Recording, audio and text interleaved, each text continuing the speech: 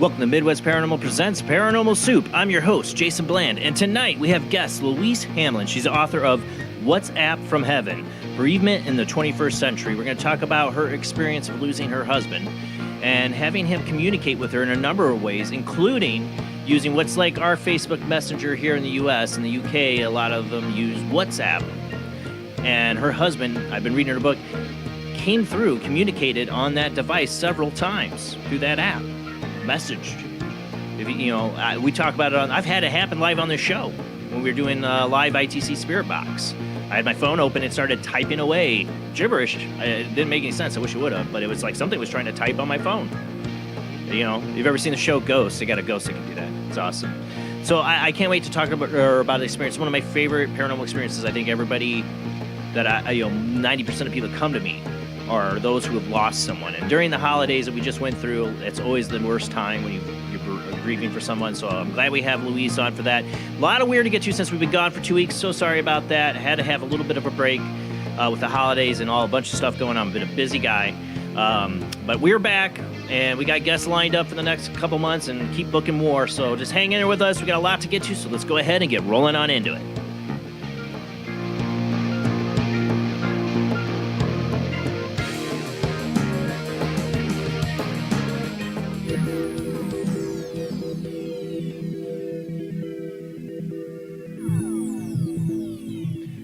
Welcome to another night of Paranormal Soup. As I said before, I'm your host, Jason Bland. Tonight's guest, Louise Hamlin, will be joining us after the World Wide Web of Weird and our first commercial break. Boy, I am out of practice with this. Rob's got gigs on Sundays lately, so I don't think we're going to have Rob tonight. So bear with me as I run the World Wide Web of Weird. I suck at it. It's always great to have Rob's help. But he's got gigs. That's a bit of income for him, so I don't blame him. Hopefully I have him here in the following Sundays soon. Joining me as always, though, is my beautiful co-host, Jamie D. How you doing tonight, Jamie? Hey, and you're going to have to bear with me because my internet word is still in a little bit of a storm, and it's skipping every third word, so I'm trying the best I can already to hang in there as you can. But I'm glad to be back. But yeah, Mercury in retrograde as well too. Sometimes I wish I could take a break just during the whole Mercury in retrograde thing, but it seems like it's always in retrograde to me. I feel like I don't know. We got a lot to get to, so let's go ahead and roll into the World Wide Web of Weird.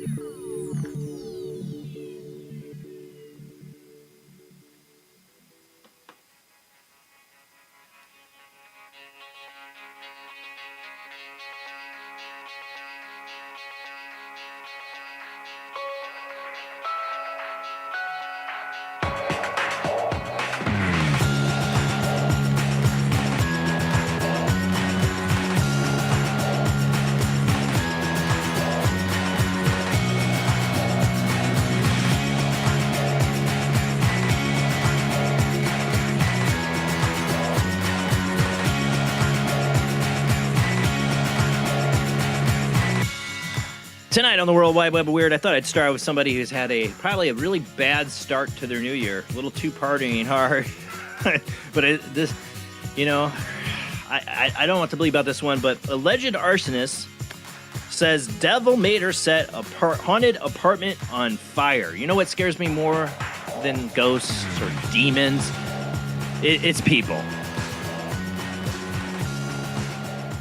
For those listening on the Paranormal Soup radio network, we are a webcast. We stream out live to YouTube, Facebook, and Twitch every Sunday night where we try to bring you the weird. Tonight, like I said, I have to run the World Wide Web Weird, and it doesn't look as pretty when I do it as when Rob does. But let me pull this up. Yeah, that's a house. I got this from Tim Binnell, Coast to Coast AM. In a bizarre story out of Boston, a woman arrested for setting her home on fire told police that she started the blaze at the behest of the devil, because her residence, is haunted. The curious case reportedly unfolded on Tuesday morning when a sizable fire erupted in the 3-story apartment building in the neighborhood of Dorchester. Authorities investigating the fire did not have to look too far to find its source, as a resident of the building admitted to having being behind the blaze and offered a truly odd reason for her actions. According to police, Nikia Riviera apologized for setting the fire, but insisted that she had to do it because the house is haunted. She went on to say that the devil made me do it. There are ghosts in my house. Calling her explanation obviously disturbing, District Attorney Kevin Hayden indicated that Riviera was ordered to undergo mental health evaluation after being charged with arson. Fortunately, no one was seriously injured in the incident, though firefighters did have to rescue a pair of residents who were stuck on the second floor. This was an apartment house. It wasn't your house. Just move. You didn't own it. You rented it. Don't set it on fire. Ever. That's not the solution. Just don't. But, it's more like, drugs are bad. Probably involved. I hate being skeptical like that, but, I understand being frightened by these things, but somebody going to the lengths of burning down their house has got much more going on than a haunting, I think. I think most people leave, my experience. The thought of, I could set it on fire doesn't come across their mind. Now, I've seen some activity where the ghosts want to set the place on fire, spontaneous fires. I've been on more than a couple investigations involved something setting spontaneous fires off in homes. Not anywhere near an electrical outlet. So I don't know. All right, let's move on. Let's see.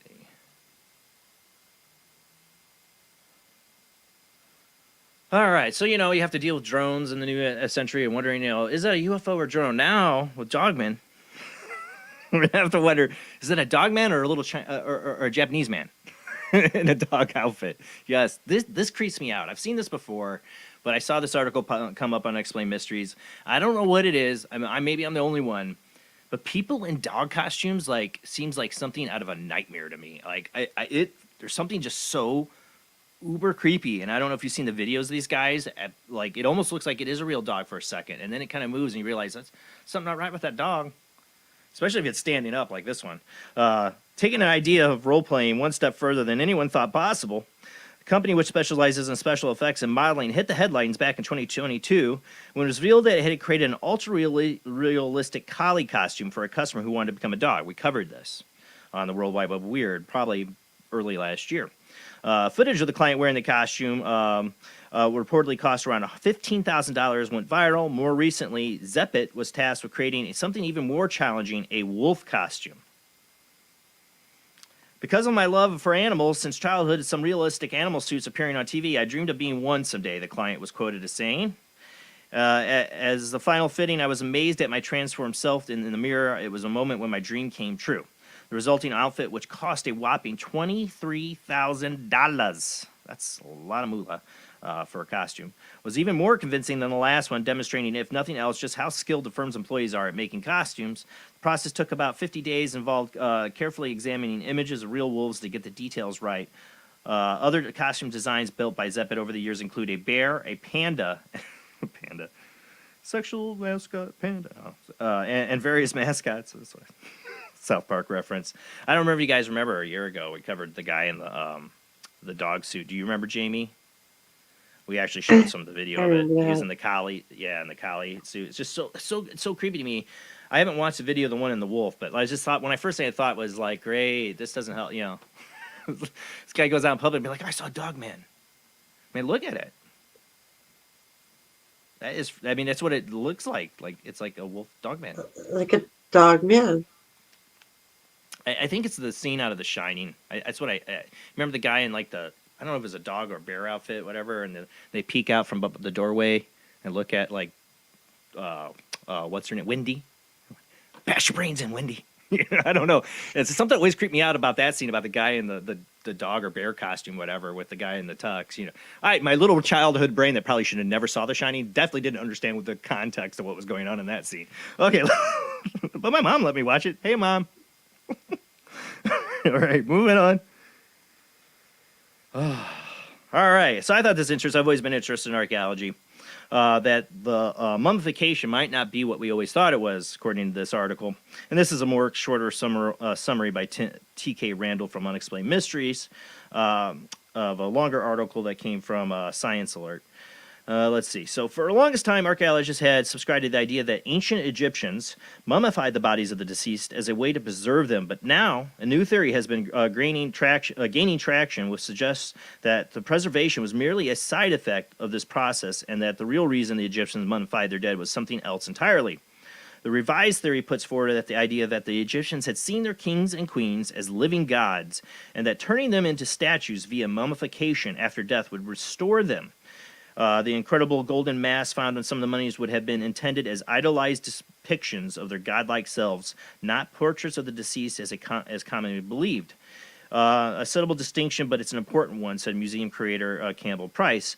This idea that the spirit returns the body, or in some sense animates the body, is not explicitly articulated as you might imagine. The original idea that mummification was a preservation technique has been argued may have originated from the early Egyptologists based on misunderstandings of the evidence. That said, not everyone is convinced that this revised theory is accurate. The physical preservation of the body was extremely important, said archaeologist Stephen Buckley from the University of York. There's no question of that. Yeah, and definitely, if you know anything about what they went through to make sure these bodies would stay preserved, they definitely knew what they were doing. They definitely understood some aspect of what would make a body decay and how to stop it, and it was important. But maybe their intentions were more to make it them just living statues. I don't know. Tomato, tomato. I don't know. I thought it was interesting. I think there's so much they don't understand or want to look at, aliens, in our past and archaeology, that they're still arguing over what a mummy was preserved for. Is kind of hilarious. Okay. Exactly. What do we got next? Oh, okay. So we got UFO over Las Vegas. I think is really interesting. I had to cut the audio on this one. Hopefully it plays. I don't have any audio because there's copyrighted music playing in the background. It's from TikTok user here. Red and white lights over the Las Vegas Sky Spark UFO report. Dozens of witnesses took to social media to post photographs and video clips of the unusual aerial phenomenon. This is the only video clip I've found, but it is not like some CGI stuff. You will see, it's a long video. I'm gonna have to fast forward to the point where I want to show you where there are other people right there downtown Las Vegas, all looking up at this. Well, that's the spotlights. You see the spotlights hitting it, but there are other people there seeing this happen live. You can see the reactions. They're all looking up, and it looks like a triangle UFO, doesn't it, Jamie? Like.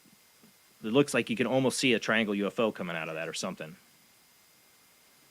Let's see here. Consisting of red and white glowing lights shining through the clouds, the spectacle was enough to unnerve a lot of people on the ground, and the mystery was soon all over social media.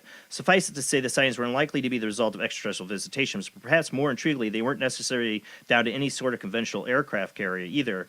Great, so this is the reason. According to the National Weather Service, the most probable culprit was a type of fascinating atmospheric phenomenon known as light pillars. You got that? Long That's what I was just going to say. Like, could it have been like sky, lights reflecting off of something? But white and red. And you see how that red?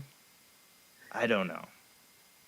I don't know if I buy the meteorological explanation on this. I feel like there is something up there. You can almost see the shape of something. It's just the clouds are kind of blocking it. Like, what if it was an airplane and, like, that's its red, tail light, and just the way that it just happened to look like Christmas lights in the fog, how, like, the lights kind of, like, blend into the fog? Yeah. Yeah. Here's the people's reactions. Oh, but they all seen it, so. I mean, yeah, maybe it is an atmospheric condition that happened, but man, it looks fun. If I saw that, this guy, I wish I could share the audio because I love people's reactions when they're new to this. And this guy's obviously new to this. He's like, I never thought they were real. Oh my God, that's a UFO. Like, that's his reaction to it. I love it. Like, the best one, of course, is that's a UFO! UFO! I remember that one. But I love those reactions. I wish I could play it but it's Las Vegas and they got music blasting in the background. All right, so next up is really interesting. I don't have the video. I have a couple screenshots from, you want to watch it? My favorite YouTube channel for the paranormal. Footage is Hidden Underbelly 2.0. He's got a good review of this, and he got permission to share it. I don't. But this is it's really not much to see, because what it's about is a Russian. They're claiming the Russians shot down a UFO, right? So is this a new Roswell? I don't know. Hold on, I'm trying to get the article. Where'd it go? There it goes. Okay. Russia claims to shot down a UFO over Rostov Oblast, if I said that right. The governor of the region has claimed that local officers have shot down a mysterious spherical object. The alleged incident, which occurred on January 3rd, reportedly involved Russian forces in the region shooting down an unidentified object over Sultan Sala, Rostov Oblast. I can't even say the rest of the Mislinskovsky district. According to the governor, Vasily Golubev, I'm butchering this left and right. The small-sized object in the shape of a ball had been spotted flying in the wind, and the decision had been made to liquidate it. I urge everyone to remain calm. He was quoted by saying, to ensure security of air forces, all forces and means are involved. The sky is covered with anti-aircraft defense. Thing is, when you see the video, like I said, I didn't feel it was important to share it. It really is. You see the missile launch up, go up, and pop, hit something. It explodes and dissifies. It is liquidated. I hear it in Russian. I will liquidate you. But it is literally liquidated in midair, and that's it. That's all. There's nothing really to see. It's barely able to see what it was actually shot at. Right now, they're in the middle of war, and it is all about drones, baby. The war in Ukraine is drone where it's the new modern warfare. And when I say that, they had this called out in Modern Warfare video games. But the new Modern Warfare is drones. And I don't think this was an actual UFO. When they say ball size, I don't know if they meant it was actually completely ball shaped, or they just said the size of a basketball. I don't know. But the more likely probability this is a drone from Ukraine, and they shot it down because that's what it's going on. I mean, they're literally putting bombs on drones and bombing soldiers. Exactly. Both sides are doing it. It is the new warfare. It is you remember the scenes of the drones flying around in Terminator. They carry out so many different types of missions. Yeah. I mean, we're talking like not, the big military drones we think of. Those things are devastatingly kill machines. They can just blow people up to high hell. But they got little drones that literally drop little grenades on you and all other kinds of ways to kill you. We're in a new modern warfare. Welcome. Great. It's better and better ways to kill each other. This is what's left of it as it blew up and whatever it fell apart. Hidden Underbelly has the ability if you want to see it. It's interesting, but like I said, not much to see. Okay, let's move on. Now, since I didn't have any year's show, and I truly apologize, most years I do, this year I needed a break. I had a lot going on, and I needed some rest, mental rest. And I love doing this show, but sometimes I need a break from everything. And I took a break, but I did miss getting to do like the New Year's prediction. So I got two people, of course, always Nostradamus. We always got to see what people interpret Nostradamus is going to say for 2023. And then I got an asparagus medium of the modern day century using asparagus. We'll get to that. All right, first off, Nostradamus. We'll just do the short unexplained mystery article. Nostradamus predicted cannibalism and celestial fires on Mars in 2023. Michel Nostradamus, who lived in the 16th century France, was so well known for his predictions for the future that his name has been synonymous with the idea for prophesizing for future events. He wrote a book Les Prophecies, which is titled and analyzed and referenced even to this day.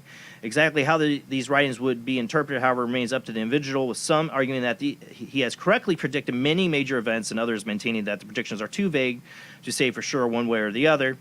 For 2023, Nostradamus made a few intriguing predictions, including the following. No abbots, monks, no novices to learn.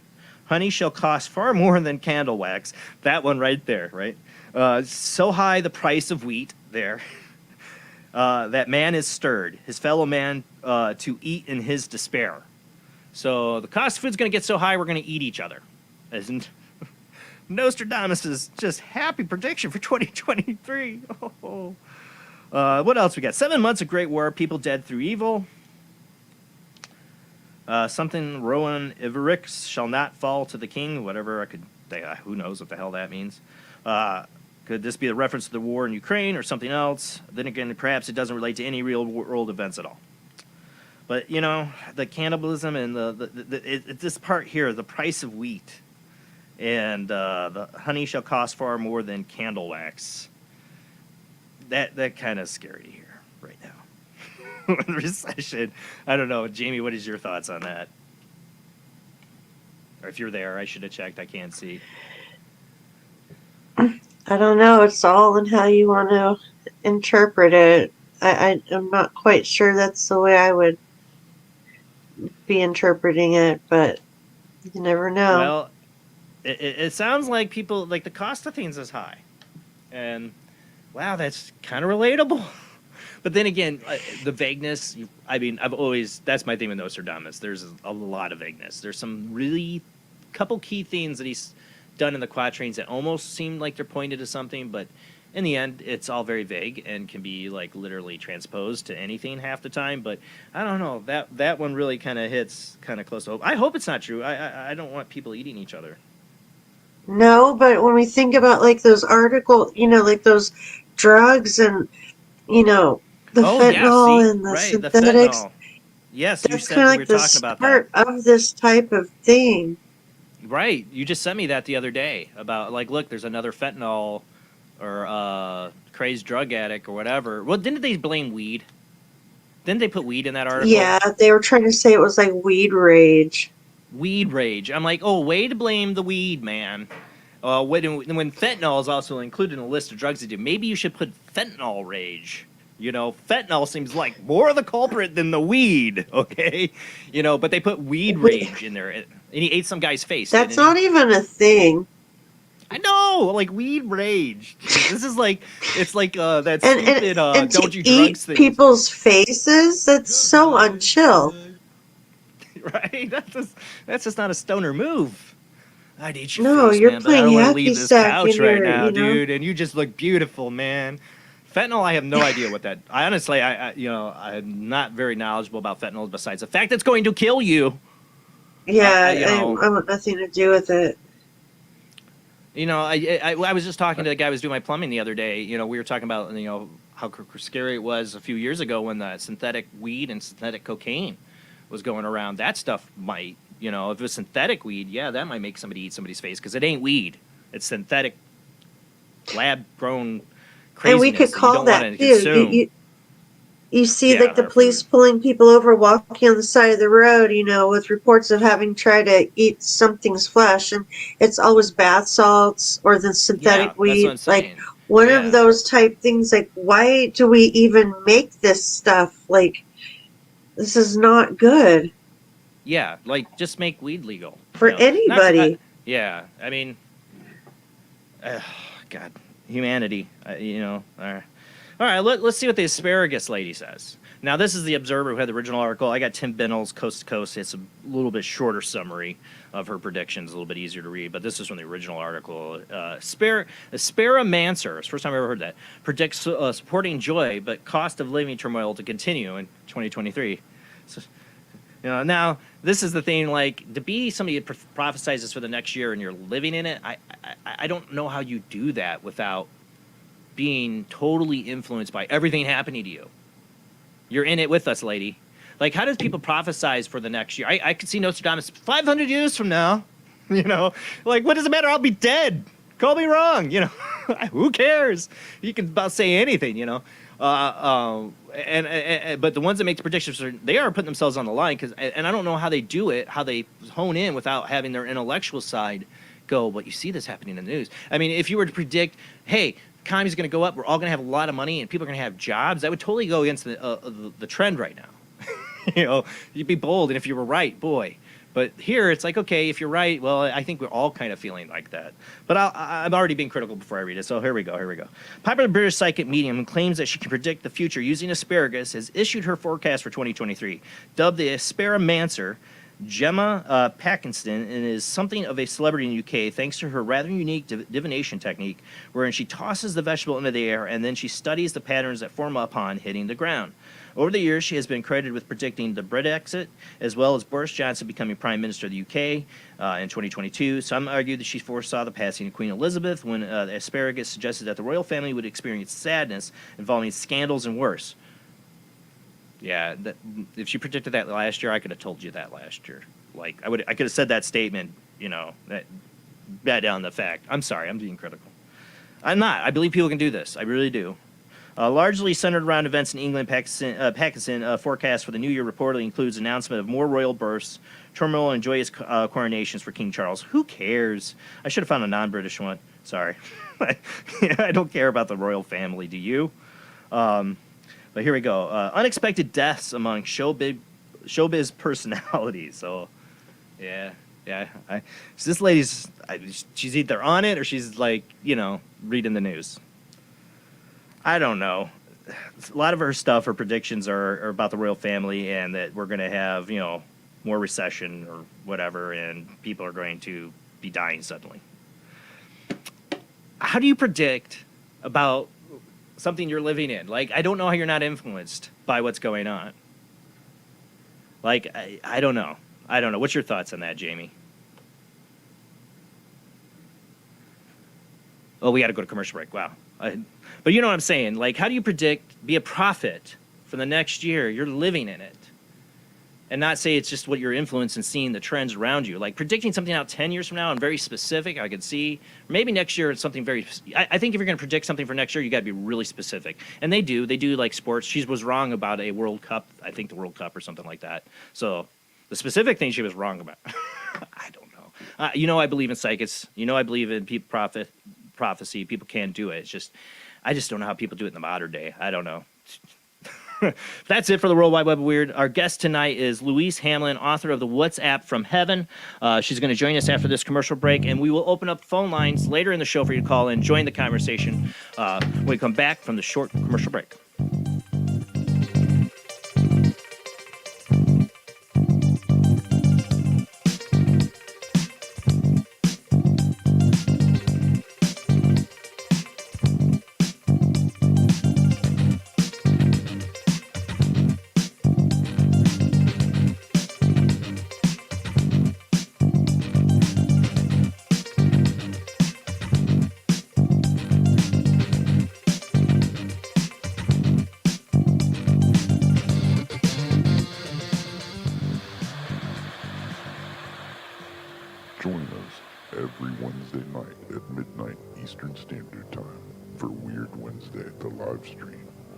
With your hosts, Jamie, the Living Dead Girl, and Rob, the Phantom, where we'll talk about all things paranormal, including zodiac, astrology, tarot card and oracle card readings, live ghost boxing and spirit communication, where we'll do voices from beyond the cold case files.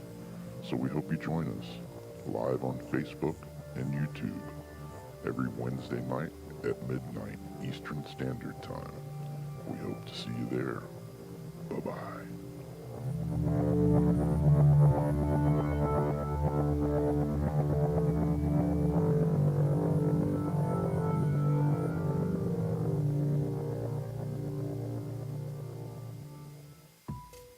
Since 1948, Fate magazine has brought you reports of the strange and unknown, all of them true. Fate Radio is carrying on that tradition, bringing you the unusual, macabre, strange, and bizarre. Join host Kat Hobson Sunday nights from 8 to 10 p.m. Eastern on WBHM Digital Broadcasting.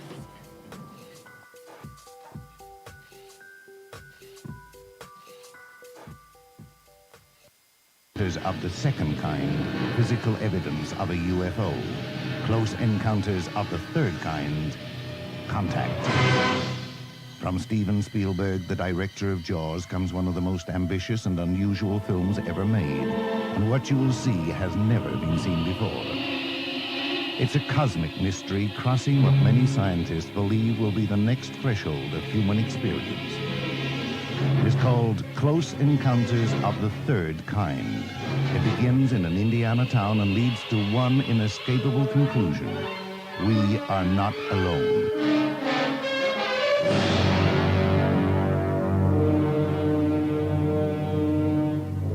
Close Encounters of the Third Kind, Certificate A, now showing at the Odeon, Leicester Square.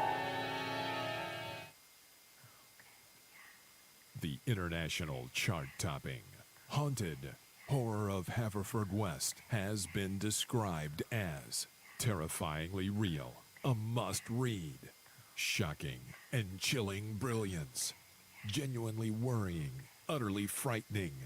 Don't read before bed. Described as one of the spookiest writers out there, best-selling author G.L. Davies presents Haunted Horror of Haverfordwest, the true paranormal account that is shocking the world. Dare you enter? Dare you read? Haunted Horror of Haverfordwest is available on Amazon, Barnes & Noble, Kindle, and wherever books are sold. Pray you never have to live there. This is the sound of a space clock aboard a U.S. satellite 180 miles above the Earth. No one winds up this timepiece. It's powered by a tiny battery, a battery that delivers power for years without replacement. Now the same type of battery, the Duracell battery, can bring new reliability and long life to your battery-operated equipment. Radios, cameras, toys, all run far longer.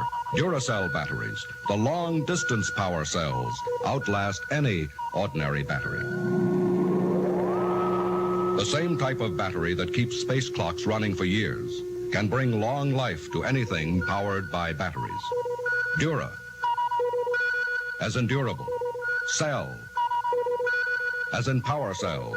The Duracell battery, made by Mallory. Are you intrigued by Paranormal Talk Radio? You'll love the new Paranormal Radio app from Talkstream Live. You'll find a great selection of talk shows covering UFOs, ghosts, strange phenomena, and much more. Download the Paranormal Radio app now and start listening to the very best in paranormal talk entertainment, including the network you're listening to right now, the Paranormal Radio app, free in Google Play and the iOS App Store. Switch to DCS ranging. 240, nominal to profile. We're in the pipe. 5 by 5.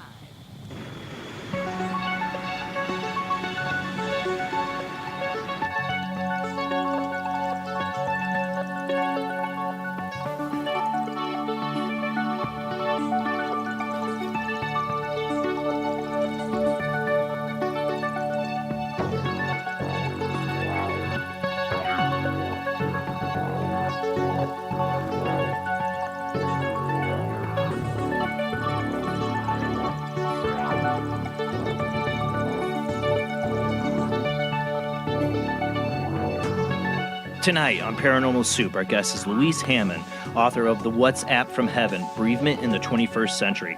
Louise read history and law at Cambridge and then practiced as a solicitor. After a career break to have her children, she returned to Cambridge as a law fellow and lecturer specializing in land law. She was a tutor, then a senior tutor of her college. 15 years ago, she changed career and moved down to Dorset to start a very happy new life with her second husband, a barrister. She became a potter, and then she and her husband traveled extensively. When her husband suddenly died 2 years ago, Louise was grief-stricken and then amazed to find more and more signs from her husband, including extraordinary WhatsApp, showing her that spirit and love survived death. This completely changed her understanding of life and death, and she felt compelled to write a book, giving an account of the signs as well as the dealings with bereavement generally. She now lives in Dorset with her spaniel. Oh, spaniels, I love those dogs. I cannot wait to talk to this guest. I've been reading her book. I'm almost to the end. Luckily, I won't be able to give away any surprises at the end then because I haven't finished it yet, but I'm almost done. And I really, truly enjoy this book. One, because I tell you guys all the time, my favorite experiences in the paranormal to hear from people are those who tell me about loved ones they've lost and how they connected to them from the other side. Those are the hidden treasures, because most people don't tell people these experiences. And when somebody shares that with me, I feel extremely honored and privileged when they do. And this book is the whole experience of that. and it's truly amazing. And it's truly amazing the communication that she has received. We're going to get into that. If people aren't familiar with WhatsApp in the U.S., it's more what like Facebook Messenger is here, I guess. I think that's the difference. I've never used it. But we've had it live on the show where I've had something try to type in on my phone more than once. So we know spirits can manipulate electronic devices. There's a lot more to this story. I feel like this book is beautiful love letter to somebody who's lost somebody and dealing with grief, but a love letter to her husband and to help others. So I highly recommend this book. We're going to get into the night, and we'll open up the phone lines later in the show. Please call in with your own experiences if you want to share how a loved one reached across to you from the other side. Like I said, that's my favorite to hear. It's like I said, I feel honored when people share those stories with me. So join us in the conversation. Let's go ahead and get to our guest.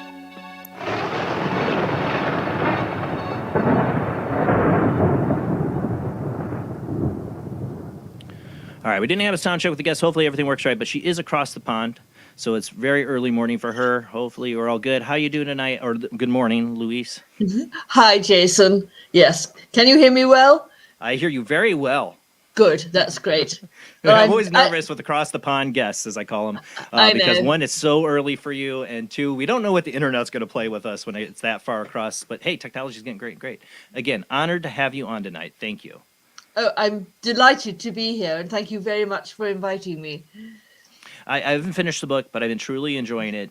Like I said, I feel like you read like it's very enlightening to people who haven't experienced this, and very heartwarming to those who have experienced and know others have when you share these kind of experiences. And you share very many experiences in this book, more than just like the communication through the WhatsApp. So I want to get into a lot of that tonight. Like I said, I consider these my most valued treasures of store experiences when people share these kind of things with me. And I just honestly love your book. I don't know how to highly praise it more than that. People will see as we get into the conversation tonight. First off, let's talk about Patrick, your husband, the one that you lost. Who was he? And, if you want to, start off with that, it's up to you. Yeah, no, certainly. As you said, he was my second husband, and we met when we were both in our 50s. He was divorced. I was divorced. He was a very successful barrister, which is like an attorney. Yeah. So he was an extraordinary man. He was funny. He was witty. He was kind. He was generous. He bowled me over. I absolutely adored him. And we got married. We had a fabulous marriage. We loved each other deeply. He was very active, very fit, very strong, never been ill. And then suddenly he had a couple of symptoms. He went to the doctor. He had stage 4 bile duct cancer, and he was dead within 3 months. Wham. And he was very, very brave about his dying. He really was. And he was also very brave because he never once said, well, why me? Or it's not fair. Nothing like that. He just said, oh, well, there we go. And he also didn't have like a set belief of what would happen. No. From what I understood in the book. Yeah. No, that to me, that really is brave. Like the way you described how he was. And at the same time, I mean, it's a lot to get into, but that he didn't even like have a, some people are like, I'm going to heaven. I know it. I'm good. Or, or there's nothing, that's it's people have different beliefs, but to sit there and know your time's coming and like, we'll see what happens. Well, no, absolutely. And in fact, neither of us really believed in an afterlife. We weren't atheists. We just You're like agnostic. didn't know. We were agnostic, both of us. We talked about it before he died because we knew he was about to die. And he was very brave because he said, I'm not scared of death because either it's nothing at all, and that's nothing to be scared of, or if there is something, he said, well, I think I've led a good enough life for it to be okay. And he had, because he was fundamentally a really good man. But no, I mean, both of us rather suspected that there would be nothing. So, yeah, it was extraordinary when then I started getting signs. And he was a very, very, he was an alpha male, if you like. He was a man who, if he wanted to do something, he would do it. And I think that he must have decided in spirit that he was going to let me know that life carried on after death.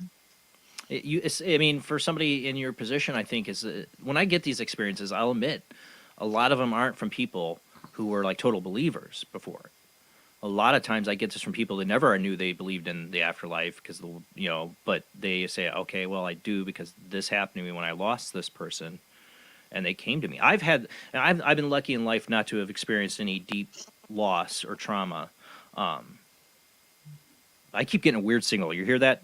Yes, I did. It started tonight, but I've been gone for 2 weeks and technical bugs fly. But I've been getting this like, I don't know. Yeah. Maybe he's going to try. I got my phone open tonight if he tries to text. It's happened live on my show. I'm getting off topic. Sorry, that caught me off guard. Oh, my goodness, yeah. But I haven't experienced any deep tragedy in life. I'm very lucky. But the closest I came is losing my grandmother to Alzheimer's and being there close to her final moments and having the experience of her coming to me afterwards and showing me she was all right. And that's why I've always treasured these experiences, because I'm open. People know what I'm into, and I can talk about it. I just don't care what people think. But most people, like you live a life. They don't talk about it. They keep it to themselves. And I think it's so incredible that you wrote this book, and it's such a beautiful book to share all this because it's all very personal, and is still even a few years or 2 years, is still the wounds are deep. So you really do bare your soul in this book, and that's why I think it's so beautiful. Well, I mean, one of the reasons that I wrote the book was after it all started happening to me, and I was a hard nut to crack. It took me a long time and lots of signs before I sort of realised, my goodness, there's no explanation. It's Patrick. He had to work hard. He had to work. He had to work very hard. And then I started talking to people who were bereaved, and I discovered, to my astonishment, that lots and lots of people had signs, but they didn't talk about it. And they were scared to mention it because they didn't want to be thought crazy. And I think that's so sad. I know. So sad. And so I thought, well, I can put my head above the parapet and say what's happened to me, because I hope that will help other people who think they have had signs but are unsure, and I hope it will validate their experience to know exactly it happens. Yeah, because I want people to know these things are real. You're not crazy. You weren't grief-stricken, delusional, as some people try to say. Like, oh, it's just your grief making you see that, or you're seeing what you want to see. I know what I saw was real. I know my grandmother came through in a couple ways. Yeah. And how lovely for you that she did. Yeah, and I want other people to have these experiences to know that, that these are real things that are happening. There is another side. Oh, I mean, it's completely changed my worldview, Jason. It really has. And I find it an amazing consolation to know that my husband, Patrick, is still alive in spirit and still loves me, and I still love him. To know that relationship can carry on, it's hugely consoling. Yeah, I mean, in a way, he's always with you, without a sign, without the parlor tricks, as you could call them. You know what I'm saying? Like we can get into it tonight, but I think once you develop, like, I know when I feel my grandmother around. You know what I'm saying? It's like once it's like they have to prove themselves that they're here to us, skeptical people that we are. I've always been a believer because of experience I've had since I was childhood, but I don't want to be fooled, so I will try to reason things out. But my grandmother came through to me in a bold way. It's like, no way, and made other people witness it too. It's a long story. I won't get into it, but the thing is, once that's connected, it's like I have to trust when I know she's there. Yes, yeah, and I can feel for Patrick a lot. I really can. And particularly, funnily enough, when I'm driving, and he always used to be very rude about my driving. He didn't really like being driven by me. And sometimes, when I'm driving, especially when it's a bit tricky, I can sort of feel his arms through my arms holding the steering wheel. It's quite it's quite strange, but I sort of think he's thinking, "Oh goodness," you know. Would he complain about you slow down? Are you Yeah. a fast driver? No, he just wasn't impressed by it generally. Oh. So, Oh well, you know, you can, when you say too that, you know, he was a really good, you know, he was such a good person and all that, you can tell that from the stories you share because of how many people involved in this experience you had who had their own signs from him. So I want to get into that too tonight. Let's start though with the first scenes that started happening to you that made you go, Patrick, you know, like that you felt like he was trying to reach out to you. well, the funny thing is, Jason, that the first signs actually came to my friends, as you That's said. right. Oh, true. Yes. And yes. and I think, I mean, looking back on it now, I think that I was just so deeply immersed in grief. Right. I wasn't open to anything. I couldn't see anything. I couldn't feel anything. I was He couldn't get your attention. Yeah, I was totally numb. Yeah. And you know, it was as much as I could do to get up in the morning and brush my teeth. But my friends started having signs, and the first sign that came through was quite an extraordinary one. A friend of ours, both Patrick and mine, she's quite psychic, and about 5 days after he died, she apparently said in the morning, "Hey Patrick, send me a sign so that I know you're okay, and so I can tell Louise you're okay. Send me a flame, not in a fireplace, not in a candle, but send me a flame." And she asked for that because she thought that was something, you know, quite unusual. And so off she went and had her day, and she rather forgot about it. And that evening she went to draw her curtains, and she saw out of her sitting room window a tall, thin flame in the neighbour's garden. She couldn't see what was causing it because Yeah. the fence was in the way. But But saw she'd never this. seen it before. No, Obviously, right? never. And she ran and got her phone, and she took a photograph of it. And so she got this photograph of this tall, thin flame. And very soon afterwards, it died down and went. And she sent me a WhatsApp. Now that is, as you said, it's a sort of messaging app, and we in the UK, everybody uses it. I never knew that until I read your book.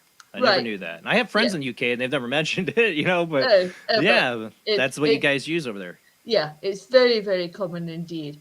And it's a very easy way of sending photographs. And so she sent the photograph of this flame, and she said to me, "Louise, you know, this is what's happened, and I don't believe in coincidences. I'm convinced it's Patrick," sending a message saying, "Yeah, he's okay." But the problem was, I do believe in coincidences. And, well, I did then. I don't think I do now. And so I thought, yeah. It'd be jolly nice to think so, but really, hey. And then another friend, suddenly got white feathers when she was thinking of Patrick. You know, another friend had lights going on and off when she was thinking of Patrick.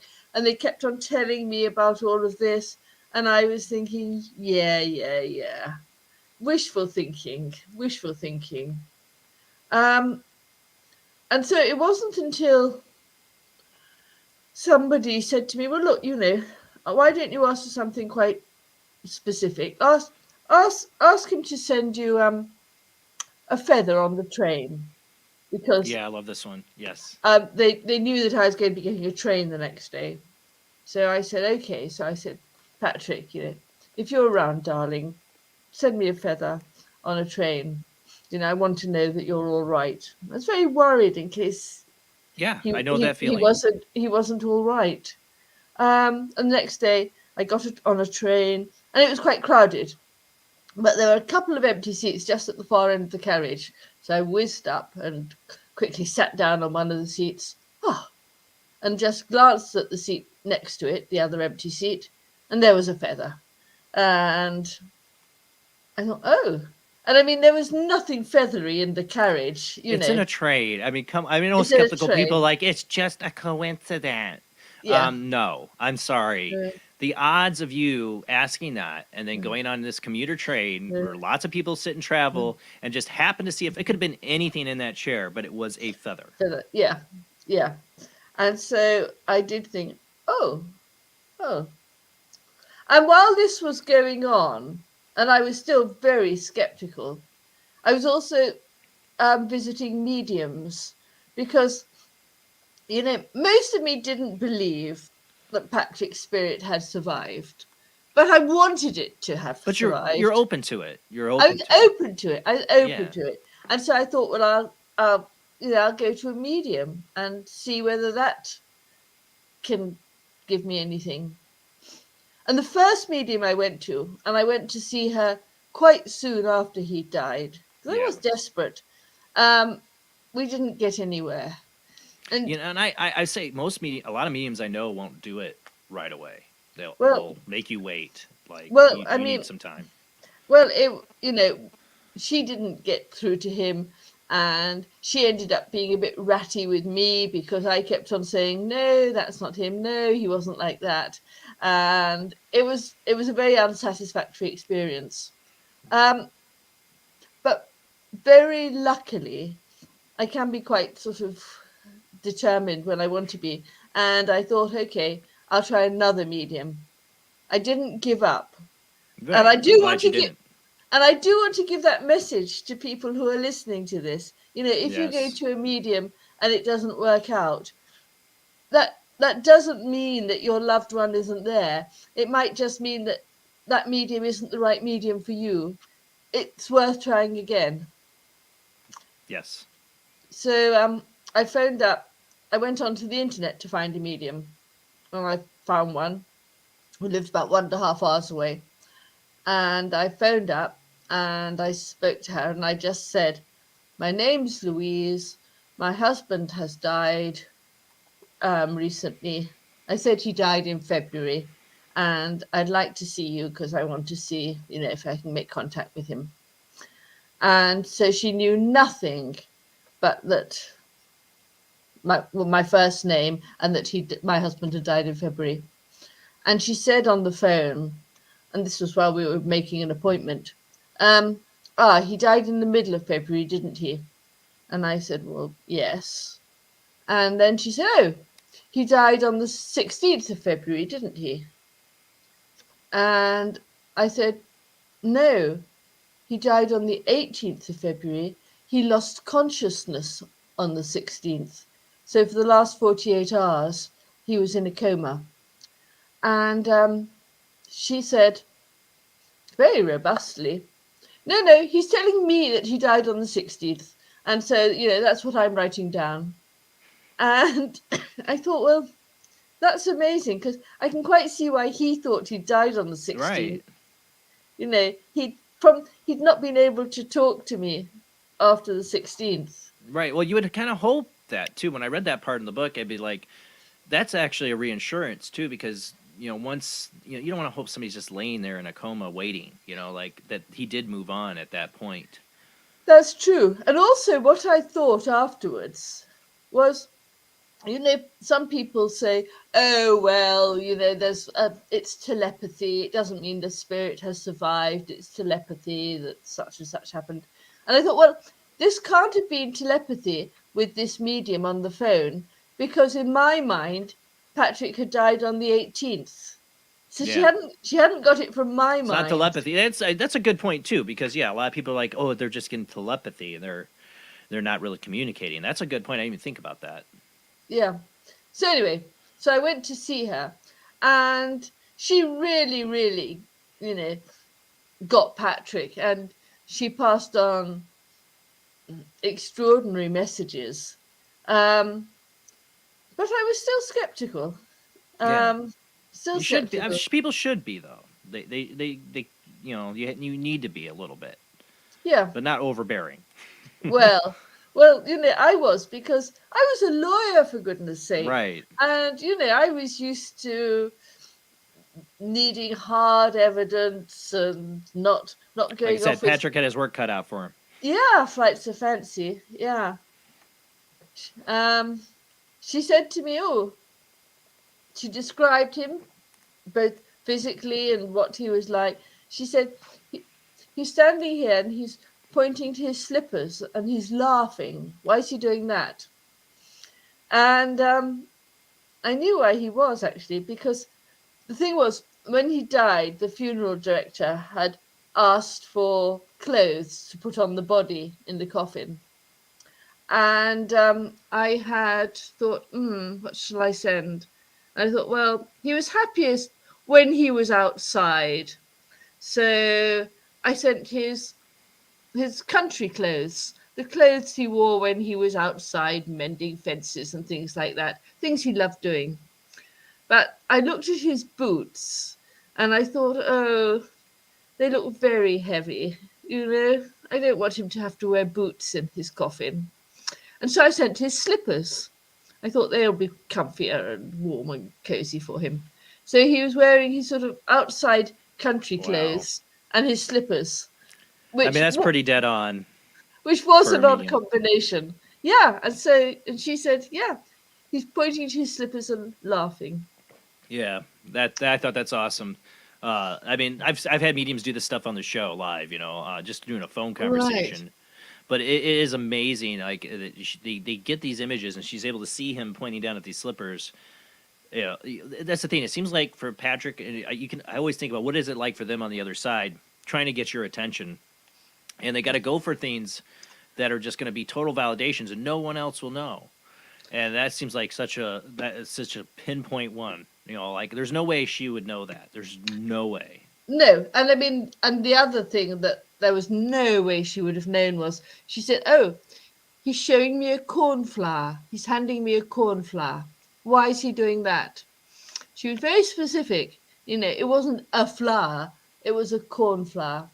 And in fact, when we'd got married, he had worn a cornflower in his buttonhole, and our sort of wedding flower had been a cornflower. So, yeah, it meant a lot to me, but nobody else would have remembered that we'd had cornflowers at our wedding, Yeah, there's no way she could look up that information or no, find that. That's what I've seen the evidence. I've seen it. I've made friends with that are mediums. I'm like, it's undeniable that they're able to contact. I've had my own experience.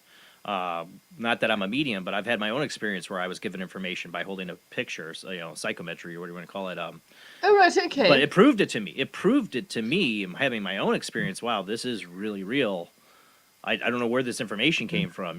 Having that really proved the phenomenon. I mean, I was early 20s, that this is real. And I started pursuing more, like wanting to meet mediums and, have a reading and get to know more about it because of this. I was a paranormal investigator, and I kind of always I'd have a medium come to the group, and I'd be like, sure, But when I had that experience, it's like, okay, there's people definitely can do this.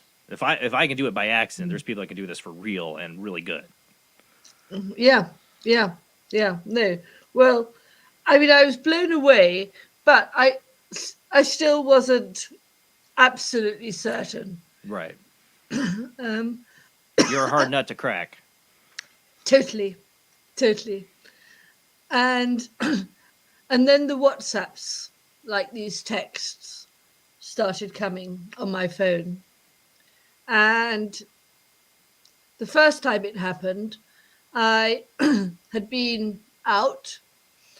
I'd left the phone in the kitchen. The house had been empty and it had been locked. There was no radio on or anything, so the house was silent. I got back and picked up my phone, and I found all these words in the message box ready to send to Maria, who was another sort of psychic medium whom I had been in contact with. Yeah. And these words went on and on and on. And some of them were proper words, and others were not. It was gibberish, really. Yeah.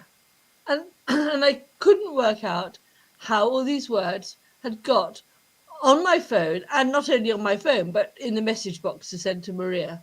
But yeah, I thought, well, and I was going to delete it all, and then I thought, well, I don't know. So I sent it to Maria, and I said to Maria, "Hey, Maria, look what I've just found. Do Yeah. you know what it is?" And she messaged back and said, no idea at all. And then the next day, I got a message from Maria, and she said, "Hi, Louise. Look what I have just found in my message box, ready to send to you." And she sent what she had found. It was There was less gibberish and a bit more sense. It was shorter, and Yeah. three times it said, "Darling, it's me." And Patrick always called me darling. And I thought that was remarkable. And it said Valentine's Day 2019, and it said lilies. So, but the repetition of "darling, it's me" was just fantastic. Yeah. And I thought, wow. And then, of course, a tiny little bit of me thought, yeah, Is she but doing this? exactly, Right. Maria Yeah. could have done it. And I didn't think she would have done. She's a very nice, down-to-earth woman who happens to have a sort of psychic ability, and she didn't do it for money. It was just that because she did have this ability, which she sort of tried to ignore and forget about for years, she had decided that she would start using it to help people. So she charged peanuts. I mean, absolute peanuts. Yeah. She was doing it to help people. She wasn't doing it for a living or anything. Um, and she had children, and she was a normal woman. So I thought it was very unlikely that she was making this up, but I wasn't totally 100% convinced. And anyway, she kept on getting these messages and kept on sending them to me, and they became clearer, if you like. Yeah.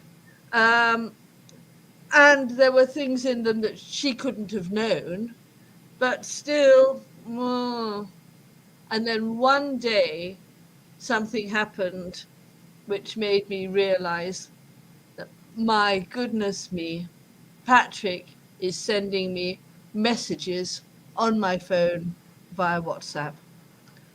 And yeah, that changed everything for me. That made me know. And what it was I was walking with my dog, and the phone was in my pocket. I got home, I got my phone from my pocket, and it said that I had created 2 new WhatsApp groups. One called Hamlin Family, one called Hamlins, one consisting of Patrick and me, one consisting of Patrick, his daughter, and me. And it said I'd created these 2 groups at 6 minutes past 11 in the morning. And I knew that at 6 minutes past 11, I'd been out walking my dog, and I had not created any WhatsApp groups. I didn't actually know how to create a WhatsApp group at the time. Yeah. And there was no way anybody else could have created the group on my phone, because I had the phone in my pocket. And you weren't hacked or anything like that? No, and in fact, my son, whom I was staying with at the time, he's quite skeptical. He's a lawyer, and he spent ages and ages trying to work out how it could have happened in a sort of a non-supernatural way. And in the end, he said, "Mum, the only way it could have happened would have been if somebody had actually physically had your phone." And they didn't. They didn't And WhatsApp is a very secure type Yeah. of app. It's all encrypted and everything. You can't hack into it. And that day was actually his daughter's birthday, so I think that he had included her in a group as a birthday present to her to tell her that I'm still around. She, of course, contacted me and said, "Hey, Louise, why have you created a group with you and me and Daddy?" I said, "Yeah, I didn't. I didn't." And I knew then, Jason. I looked at my phone, I saw what had happened, and I knew then that nobody else was involved. It was Patrick on my phone saying, "Hey, it's me." He's trying to reach out to all of the family. It seems like in that one, like he was trying to put everybody in a group, like we're stay Yeah. together. Yeah, yeah. And I just stared and stared, and I thought, my goodness, he is still alive in spirit, which is lovely. Royal from the chat room said, Jason, what is amazing about that is WhatsApp is one of the most encrypted, secure apps. Yeah, that's absolutely true. Yeah, and it was spooky, Elizabeth. But I can't tell you how thrilled I was. I bet. I was absolutely delighted. And, thereafter, the signs kept coming. And it was just wonderful. Absolutely wonderful. There's a lot of signs you talk about in the book. I didn't know how much you want to reveal or give away from the book tonight, so I don't want to give away anything without you doing it. But do you want to talk a little bit about some of the other signs besides the WhatsApp? Because they're pretty amazing on their own. I mean, WhatsApp, it's incredible. I have to say, we experiment live on this show with apps that have what's called ITC, Spirit Box, stuff like that, where they manipulate the devices to manipulate voices and sounds. And actually, we've had audio come through that didn't even come from the device. It came straight into it. You would call it EVP. But I've had it live on this show. I'm sitting here. We're doing the live spirit boxes, and I had my phone open to message somebody, and it just started typing. It was gibberish, but I'm watching it. I literally could watch it. I'm like, how is that typing on my phone? Well, and it's happened actually twice.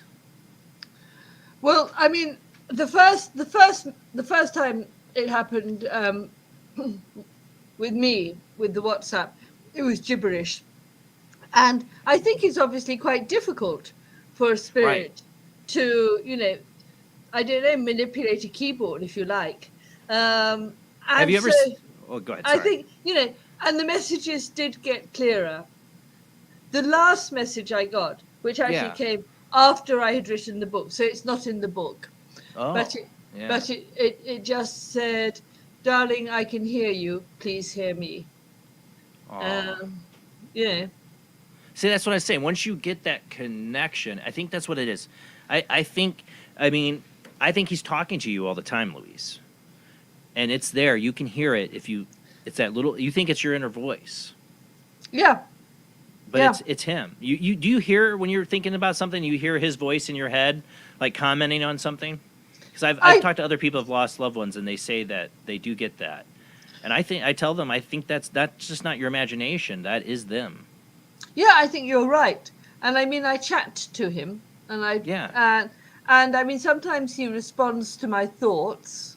So I can remember, I was lying in bed one night, and I was really quite cross with him. I think, why did you have to leave me? Why did you have to go? I was feeling very lonely and very forlorn. And there was a huge thump just outside my bedroom on the half landing. And I was terrified because I thought, oh my God, I'm alone in the house, and what's that? And eventually I plucked up the courage to sort of get out of bed, and I turned on a light and went to see what it was. And I was very scared. Yeah. And the book had sort of just flung itself from the top shelf of the bookcase and had landed on the floor with a great thump. And I thought, Yeah, actually, I was saying to him, "Why have you left me?" And I guess he's saying, "I haven't left you." Yeah, he's like, no, I'm right here, and kind of frustratingly threw a buck at you. Yes. Yeah. No, not at Yeah. you, but you Yeah. know what I'm saying. Yeah. Well, yeah. Have you That's- ever seen? You're in England, and I actually started watching a show, the original one in England, and they have an American version now. It's really good too. But is the show Ghosts? Have you seen that on the BBC? No, I haven't. I'll have to watch Okay, it. so there you should, because there's on the BBC English version, which is the original. And I love that show. The cast used to do Horrible Histories. They're a comedy troupe. It's a good. Oh, right. It's a very funny show, and Right. it's about a woman who lives with ghosts and her husband who can't see them, but she can, and she lives with all these ghosts going in a real mansion from like the 13th century or whatever in England, Right. that she inherited. And one of the ghosts, Julian, who was an MP, who died doing something not good, and he has no pants in the afterlife. He wears a suit with no pants. They all have, like, some of them have ghost powers. His ghost power is he can move things or touch things, and he's like always going like this on the phone, like to tap something in a phone or computer. He's like this, trying to type. And when I think of when I was reading your book and the WhatsApp and the gibberish, I just picture Julian from Ghost going like this, trying to like get it to hit the right button, And there's even a funny scene where he's messing with her husband and he's like typing boobs at the end of his business email or something like that. It's a funny show. You should see it. It'll make you laugh maybe a little bit about your situation. And you always have to wonder what it's like for them on the other side. It's got to be frustrating to get your attention and make you believe. But I think the whole point, like I said earlier, is to build that I know connection. Like, I trust this now. I know you're here. And that you can start building that connection where you hear them. Yes, feel them. I think that's absolutely right, and I certainly feel Patrick. I mean, there was one thing, and he was able to manipulate things. Not only move things, but also make things disappear. So I was playing bridge one day, which is a card game, and grandmother used to play. Right, okay, and there were 4 of us sitting around the table, and with bridge you have 2 packs of cards, and so you use the cards alternatively for each round. So we used the red cards, and that was fine. Then we used the blue cards. Then we were going to use the red cards again. And my friend dealt, and she was a card short. And we knew that the pack was complete because we'd already played around with it. Absolutely. So, we thought, oh, she's misdealt. So we all counted our cards to see who'd got the extra card. No one had. So we thought, oh, well, must have dropped the card or something from the card table. So we looked for the card on the floor or on our laps. Couldn't find it. So this was ridiculous. We knew the card had been there. Yeah. So we started really looking seriously for this card. Couldn't find it. And one of my friends who knew about the WhatsApps and things said, oh, I bet it's Patrick. What was the card?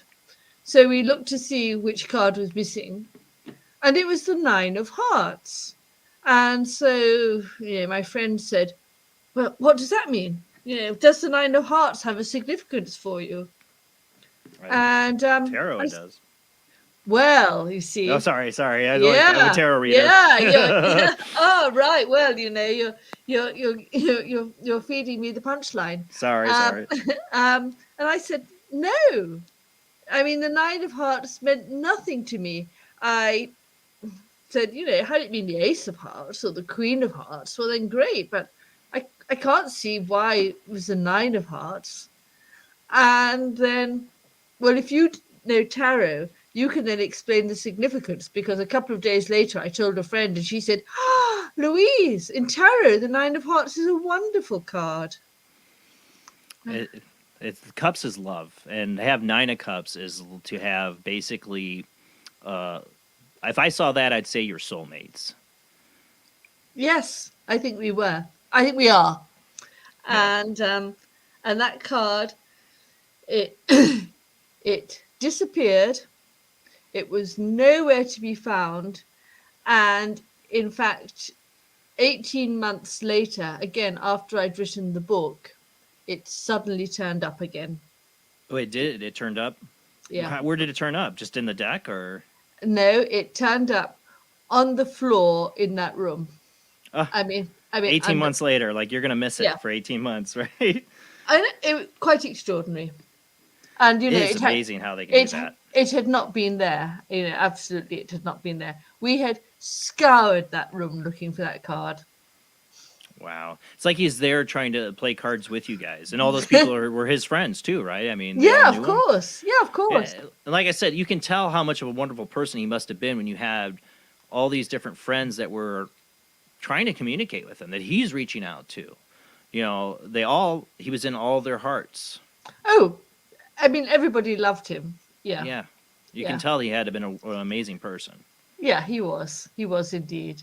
And he still is in He still spirit. is. Yes, he's like, I'm right Yes. here. Stop Yeah. talking like I'm not. You know. Yeah, That's what I say. exactly. You should watch Ghost because I it'll make you will. laugh. It'll make you laugh and think about what frustrations Patrick has to go through, and he might enjoy you watching it. See, he goes, see, that's what I'm going through on the other side. Maybe I don't know.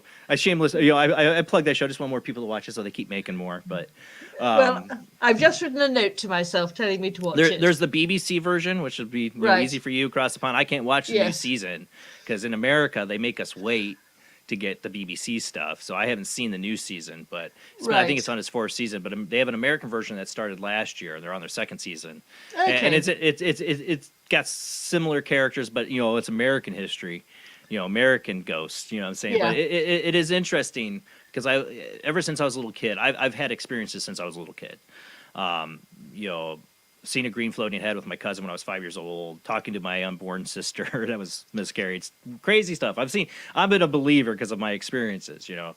But my fascination, ever since my earliest memories when it came to ghosts when I was a kid, is what is it like for them on the other side? How are they able to do the things they do, like move stuff, communicate, manipulate electronics, which is what he's doing with the WhatsApp. I mean, it's one thing to type, be able to type on the phone, but to like go and intricately create two groups of families in the phone while your phone's, you said, was in your pocket.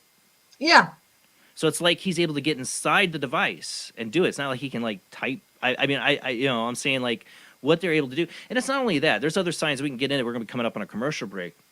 But, you know, I think you have it, you know, we'll talk about the Cheap Trick song. You know, I'd like Right, to talk sure. about that. But, you know what I'm saying? It's like people, a lot of people come to me with like the experiences, and I've had callers where, you know, the song came on the radio at the right perfect time, the perfect song to tell them that their loved one was there. And it's like, well, that's a radio station that has a playlist that's sometimes set way in advance. Like, how did they manipulate? You're just seeing it. Skeptics are like, oh, you're just making coincidence. But some of these things are so precise and so just chillingly right on when it's able to, like I said, it's like, can they manipulate time? How do they do some of these things that they do? A port or a playing card and make it appear 18 months later, you know, like these are incredible miracles in a sense, or experiences that people have. And like I said, most people won't talk about, but we need to. They're happening around us. And it's sad to think that there are some people out there that are so down in their grief, they don't see any of the signs. A lot of people are like, well, why does my loved one not come to me? I'm like, they are. You just might not be seeing the signs. Yeah. I'm sure that that's right. And I'm sure that to start with, and there were other signs that, you know, and other things that happened, which I write about in the book. I mean, very luckily, I did keep a journal. I kept a journal, I don't know, right from the start. And so when I decided, actually, I wanted to tell the world about this, it was dead easy to write the book because I'd got it all written down anyway.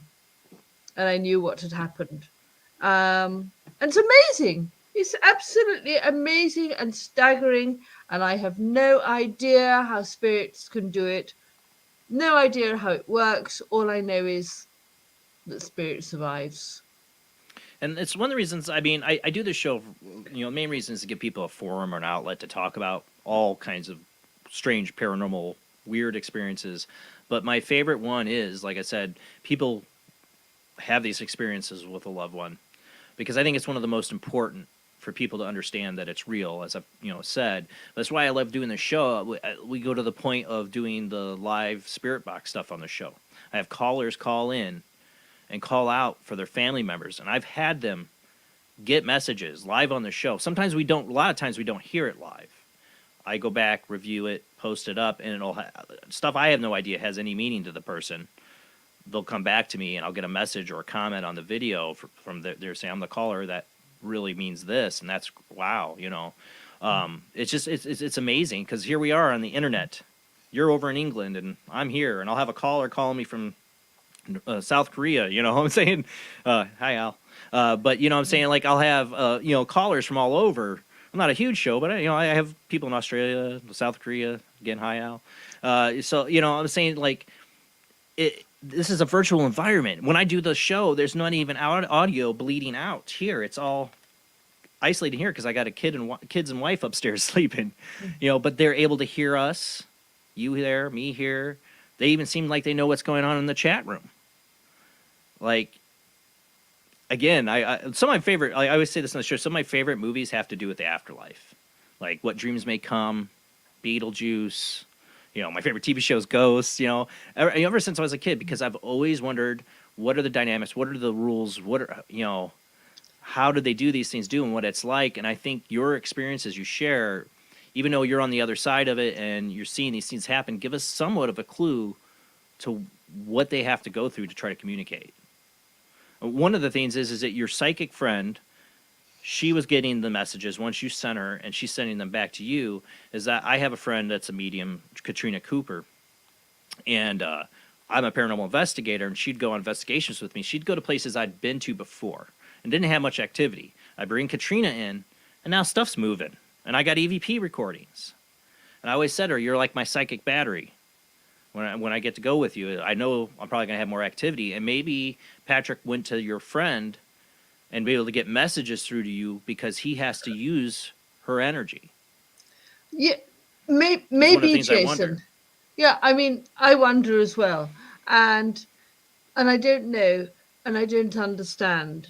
But then, you know, there's an awful lot of stuff that I don't understand, but it still exists. I don't understand the internet. I don't understand how come I am talking to you in real time, and, you know, we're thousands of miles apart. Well, Patrick must understand something about technology on the other side for him to pull off what he has. Well, I'll tell you something funny. He would not have known how to create a WhatsApp. I was going to wonder that. Yeah, no. I mean, you know, the children did that for him. And he would have known nothing about tarot. That wasn't his bag, you know. So somehow he learned that the Nine of Hearts was a fabulous card to send to me for a message. But he's obviously learned quite a lot while he's been in heaven. See, what I think, too, though, is that when you get to the other side, I'm a believer. Like I said, I'm a Gnostic in spirituality. Like, I believe in a higher power. I believe in an afterlife, but I question everything. But I've had experiences that have almost proven to me and that past lives are real, that we are more than just this one life, that we continue on, and we've been here before. And I think when we get to the other side, there's a whole wealth of things that we didn't know we knew. Yeah. We're a higher self, you could say. Yeah. And I mean, I believe in reincarnation now, because when it all started happening, and actually even, you know, before then, I started reading a lot about death, the afterlife, reincarnation, anything I could find, anything, you know, to help me understand what had happened, why it had happened, you know, what was happening to Patrick, if anything was. And oh my goodness me, there's extraordinary proof of reincarnation out there. There really is. It's just again, like there's proof of afterlife too. Yeah, totally. But if you talk to a skeptic, they'll be like, "There's no proof. There's no proof." I know. And you know, I thought, well, I want to write my book and send it out there because I just want it to become part of normal conversation, that people know that we get signs from the afterlife, that the afterlife exists. It's there. I also think it's comforting to know that I mean, some people might not find this comforting, but I could say this in a really creepy way. You're never alone. No, but I want to say you're never alone, because that is the truth. That you should know, though, that there's always somebody there, be it somebody you've lost or somebody else, somebody that's part of you don't even understand, that's always got your back, that is always with you. I feel like most people are never alone, that we have lots of loved ones watching over us. Yeah, I think you're right. And I mean, it's lovely for me because I know now that Patrick is with me, he's watching over me, and it's a huge comfort. And, you know, I can feel his love inside still, which is just so nice. I love that. I love that. When, you know, I have to say this too, is that a lot of people I've talked to, you know, they get this really strong in the first few years, and you're what, 3 years into this? Well, yeah, it's coming up for 4 now, actually. Almost 4. Yeah. But I do notice a lot of times, you know, that the signs do, you know, you're not going to have constant stuff like this happening. It goes away, but there's a new relationship. Do you feel like that's what it is for you? Like you have like a new relationship with him? Yes. And so I have far fewer signs now, just very, very occasionally. So I see it's common. Yeah. Because they don't need to. No, that's what I think. I mean, he's made his point. I know now that he still loves me and that he's there. He's okay. He's there. Yep. So yeah, he can, you know, go and do other things now. But I do feel, well, I know that when I die, I will join him. And it doesn't, and you say he does other things, but I think we got to go to commercial break. It's Deep Thoughts here by Jason Bland, but we got to go to commercial break. But one of the things I thought before we go to commercial break is that time is probably meaningless for them. To him, it could be a couple clicks and you're going to be there with him. You know what I'm saying? Time is meaningless. So this, from what I've heard from people in near-death experiences and my thoughts on time and quantum effect and all that stuff, that for him, he's there because you needed him, but for him, the wait won't be long. Yeah. At all. All right, guys, we're going to open up the phone lines when we come back. Wait until after the commercial break. When we come back, I'll open up the phone lines. Call in, join the conversation, tell us about your experiences. I know lots of people have, and I know it's sometimes hard to share, but if you want to share tonight about your own experience with a loved one coming through, come join me and Louise tonight as we talk about her book, What's Apt from Heaven, Bereavement in the 21st Century, when we come back from the short commercial break.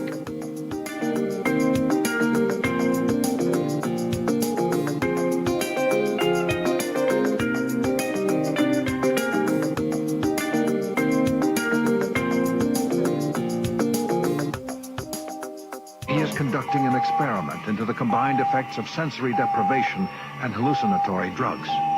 The subject of the experiment is himself, and the experiment is out of control. Ken Russell's Altered States, a film that must not be missed, is in the West End now. Altered States, Certificate X.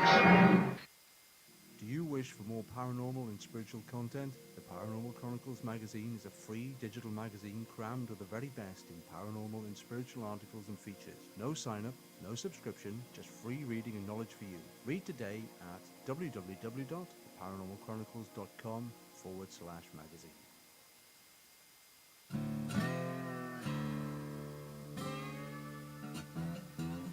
Oh, come on. I'm Southern, but... Nope. That'll do. Hello. I am Kat Hobson, host of Paranormal Experience here on WBHM Digital Broadcasting out of Birmingham, Alabama. I enjoy having guests from all areas of the paranormal, from ghosts to ufology to cryptids and beyond. You'll find some of the best researchers in their fields bringing you some great information. Join me on Wednesday nights from 8 to 10 p. Eastern here on WBHM Digital Broadcasting.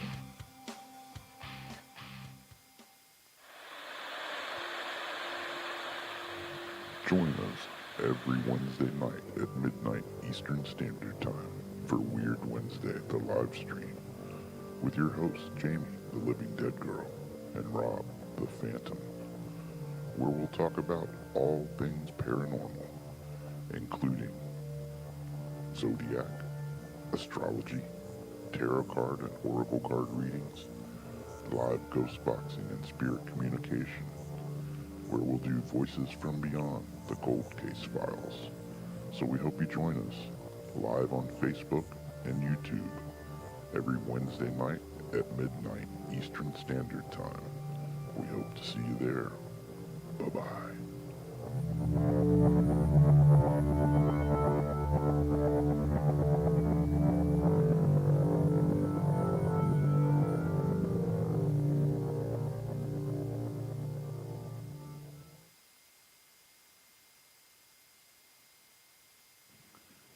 Paranation Magazine is a new paranormal magazine based out of Denver, Colorado.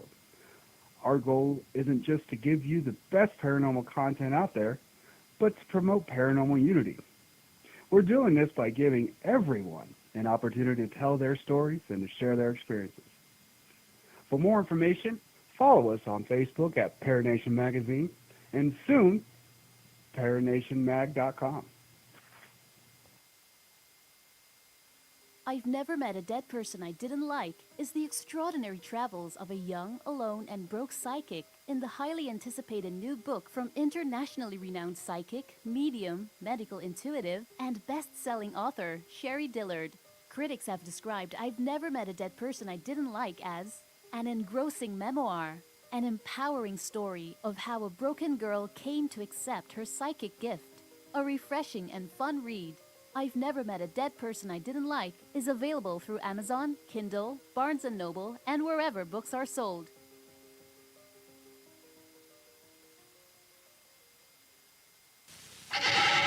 Edgar Allan Poe wrote Spirits of the Dead with a pen dipped in warm blood.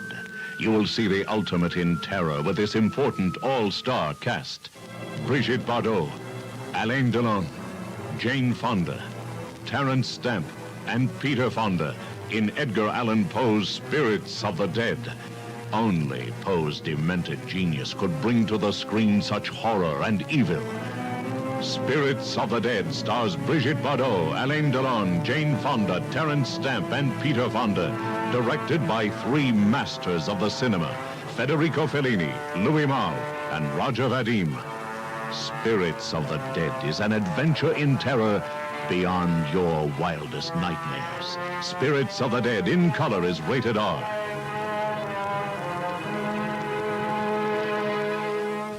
I've seen things you people wouldn't believe. Attack ships on fire off the shoulder of Orion.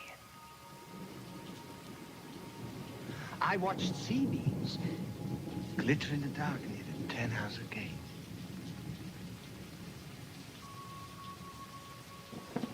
All those moments will be lost in time. Like tears in rain. Time to die.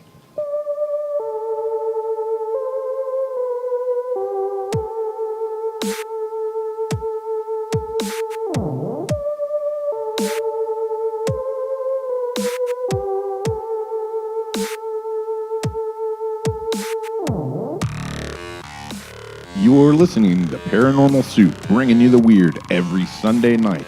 Call into the show and join the discussion. The call-in lines are 219-230-4444 or 260-225-9419 or by Skype caller ID Jblandoo or Jblandparanormalsoup. And now to your host, Jason Bland.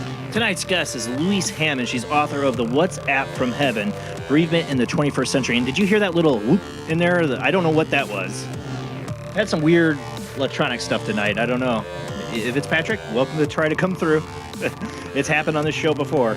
But we're talking about her experience of losing her husband, Patrick, and him communicating from the other side. You know, I've had my experiences. I know a lot of you watching now have had your experiences. Call in tonight. Share your experience. I don't care if you've shared it before. It's fine. Join the conversation. Tell us about, what a loved one that's come across to you from the other side. How did they prove to you that they were really there? I think this is, like I said, my favorite paranormal experience people share, and I'm always honored when you do. So if you do call in, I truly appreciate it. I want to hear your experiences, join this conversation, but let's go ahead and get back to our guest.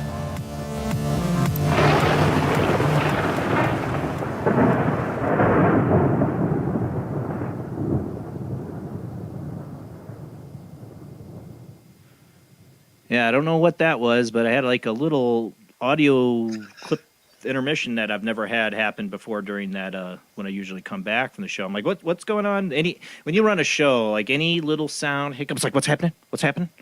You notice because technical difficulties, Mercury in retrograde. You're ready to pounce on something gone wrong. I got to fix it. So I heard that and my heart stopped for a second. But it's happened on the show. It's all right. It's all right. Do you feel him right now with you? Yes, I think I do. Yeah. I mean, I do. A little audio sound in there again. I don't know what the hell that is. No, I do think. I mean, I certainly felt that he stood behind me as I wrote the book, and in fact, I sent the book to the first publisher, and they immediately said, yeah, they would publish it, and they didn't want to make any amendments or corrections or anything at all. That's not they usual. They just accepted it as it was. Well, It was awesome. it was like pushing against an open door, And I just felt that Patrick actually wanted the book out there, and he sort of masterminded it.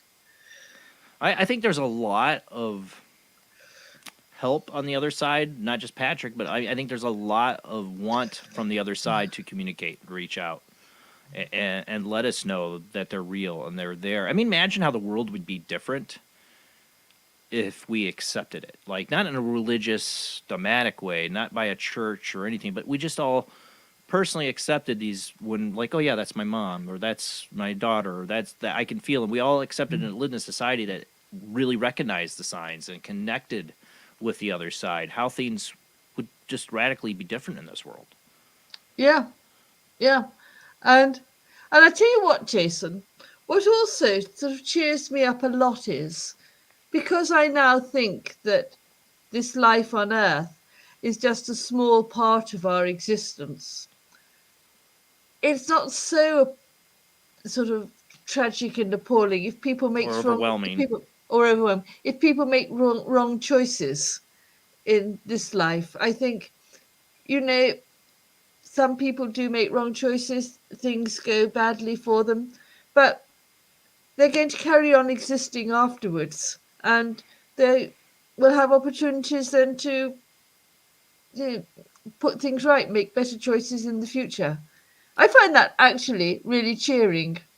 Yeah. I mean, we get it from people that have had near-death experiences and mediums that say on this show, that, like you're saying, that life, this is like a school and we're learning. And the ones I've had on, like Christopher Lee, that does past life regression, and his wife, Debbie Anderson's a medium, they both say, that life's a school. We're here learning and having these experiences. And we've been here before, and we've lived them with other people before. And that we have like soul groups. And I believe all that. I do. Like I said, I'm a Gnostic spiritually, but I'm not truly, I mean, there's some things I don't question because it's just been, I feel it. It's true. You see it in your everyday experiences when you start to recognize the signs and the people around you and what they mean to you. And that, like, I know when I look at my wife's eyes that it's not just this life. I've been married 19 years. I know it's not just the first time we've been married or the first time we've been together. I've known her. My children, the same way. I saw my son, Liam, who's going to be turning 7 at the end of the month. I saw him before he was born. I saw him as a translucent boy. He's getting close to the age that I saw him at, a few more years, I think. I saw him walk right up to me in the broad daylight, translucent boy, smile at me, and I felt the most warm love feeling I've ever felt, except for one other time, like God's presence. And when I saw him the day he was born, being brought up to my wife after a C-section, and he smiled at me, I knew that was the boy that smiled at me in my living room. There's so much more to this universe and the life beyond and before. And it amazes me how many people go through their daily lives and don't ever think about it. Yeah. You're all gonna go there. We're all going there. None of us are going to be immortal. Jeff Bezos, I have to tell you, you can make yourself into a robot or whatever you want to do. Transhumanism, you can try, but I'm going when it's my time. I'm not going into the Matrix or whatever they're trying to build. There's a good show of that too called Upload, where they have a virtual afterlife and they upload people. I'm like, that sounds like a bad idea.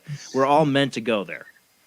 And it amazes me, like me and you were drawn into this from your experience. And that's where I see a lot of people that I meet from this show are drawn in from these experiences of losing a loved one. I think that's the most common thing that brings somebody to this.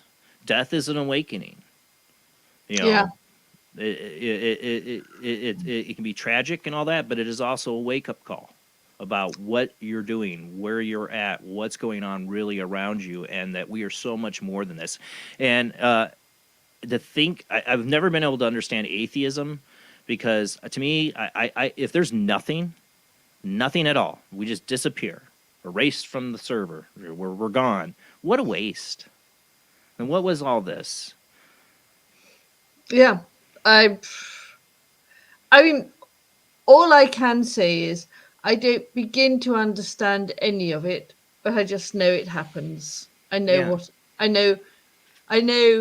what I've experienced, and then I also know what I have read about other people's experiences, and I'm convinced. I know. It's not I'm convinced. I know. And like I said, I think that's the point. A lot of these communications with people is they want you to know they're all right. They want you to know they're there. So you hear them and feel them.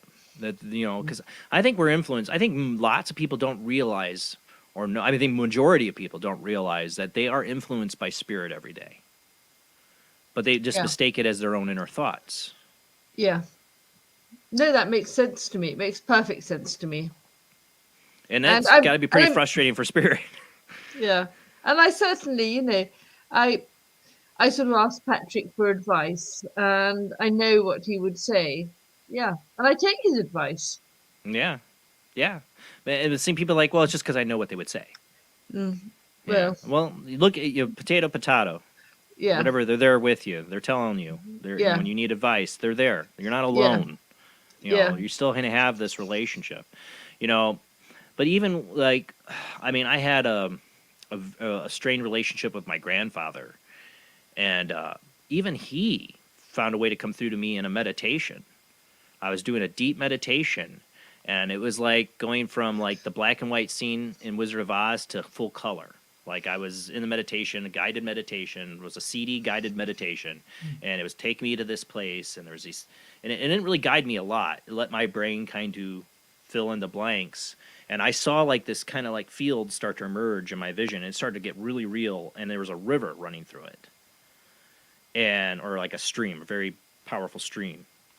And next thing you know, it was like whoosh! I'm in full color. I'm there, and my grandfather is across on the other side of the river, and we talked, but it wasn't like talking with mouth. It's like we could just read each other's thoughts in this time, and it's like his way of letting me know he found a way. I got to a level or a plane where he could.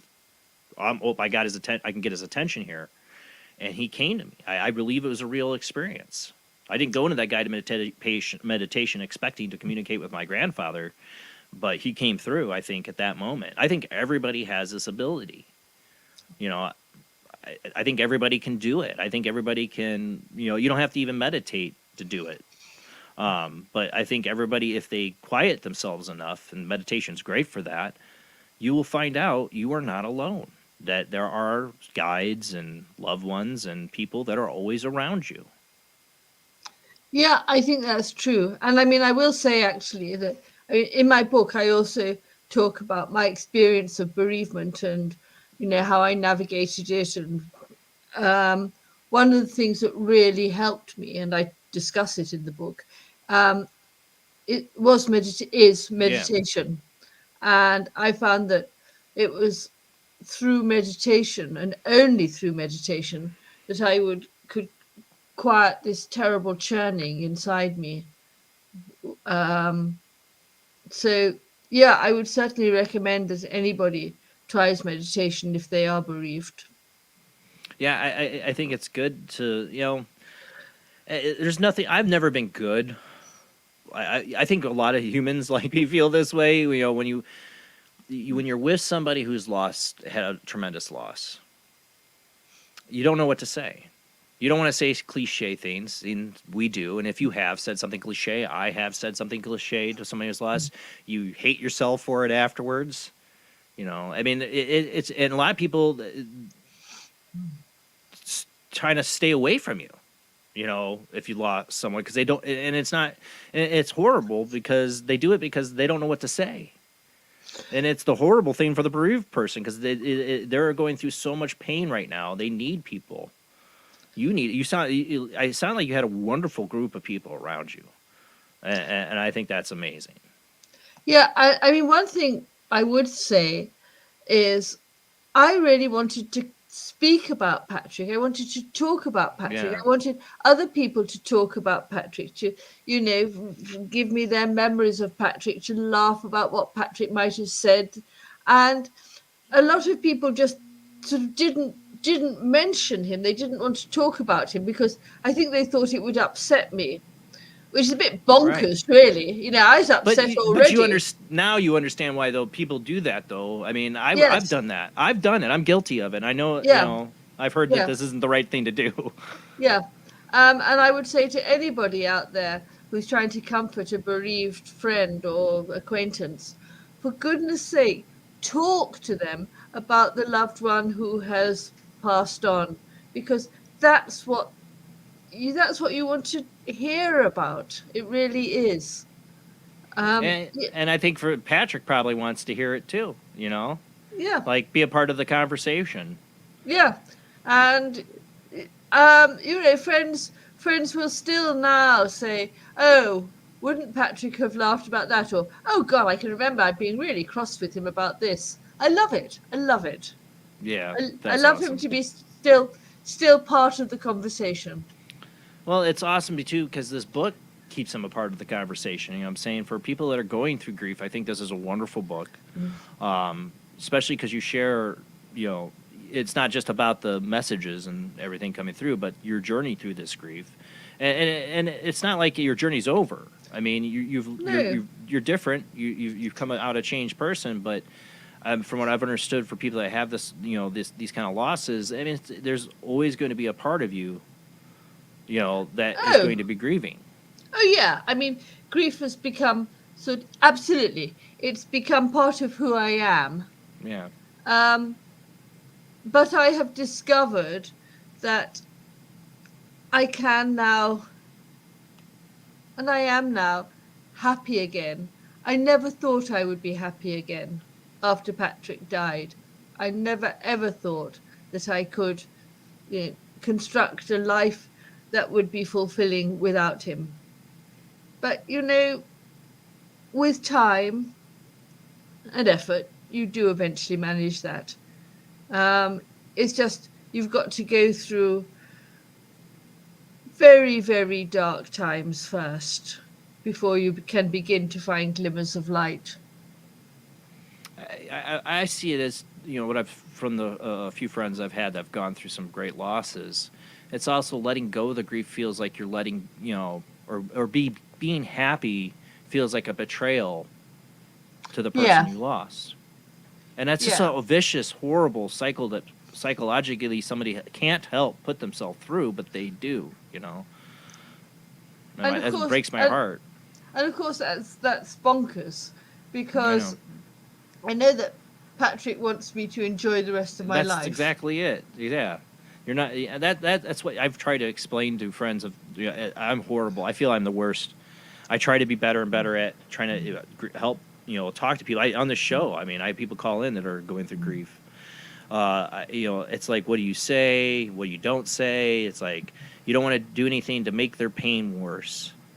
And everybody's tiptoeing around you, and that can make it worse. I've talked to friends that have gone through some horrible times with losing someone they really loved, and the best I can ever say to them is this fact that I think Patrick was trying to prove to you is that I know it hurts now, but they're with you. You've not lost them. Yeah. And it's hard to tell that to somebody. It's hard for them to hear at that time. But it's like when you're ready, they'll let you know. I've said that. I have a faith in that some way when somebody is in true grief, that the spirit will come through and let them know. Yes, I think that's right. And I also think that grief, do you know, it's sort of part of life. Well, death, which is part of life. Suffering.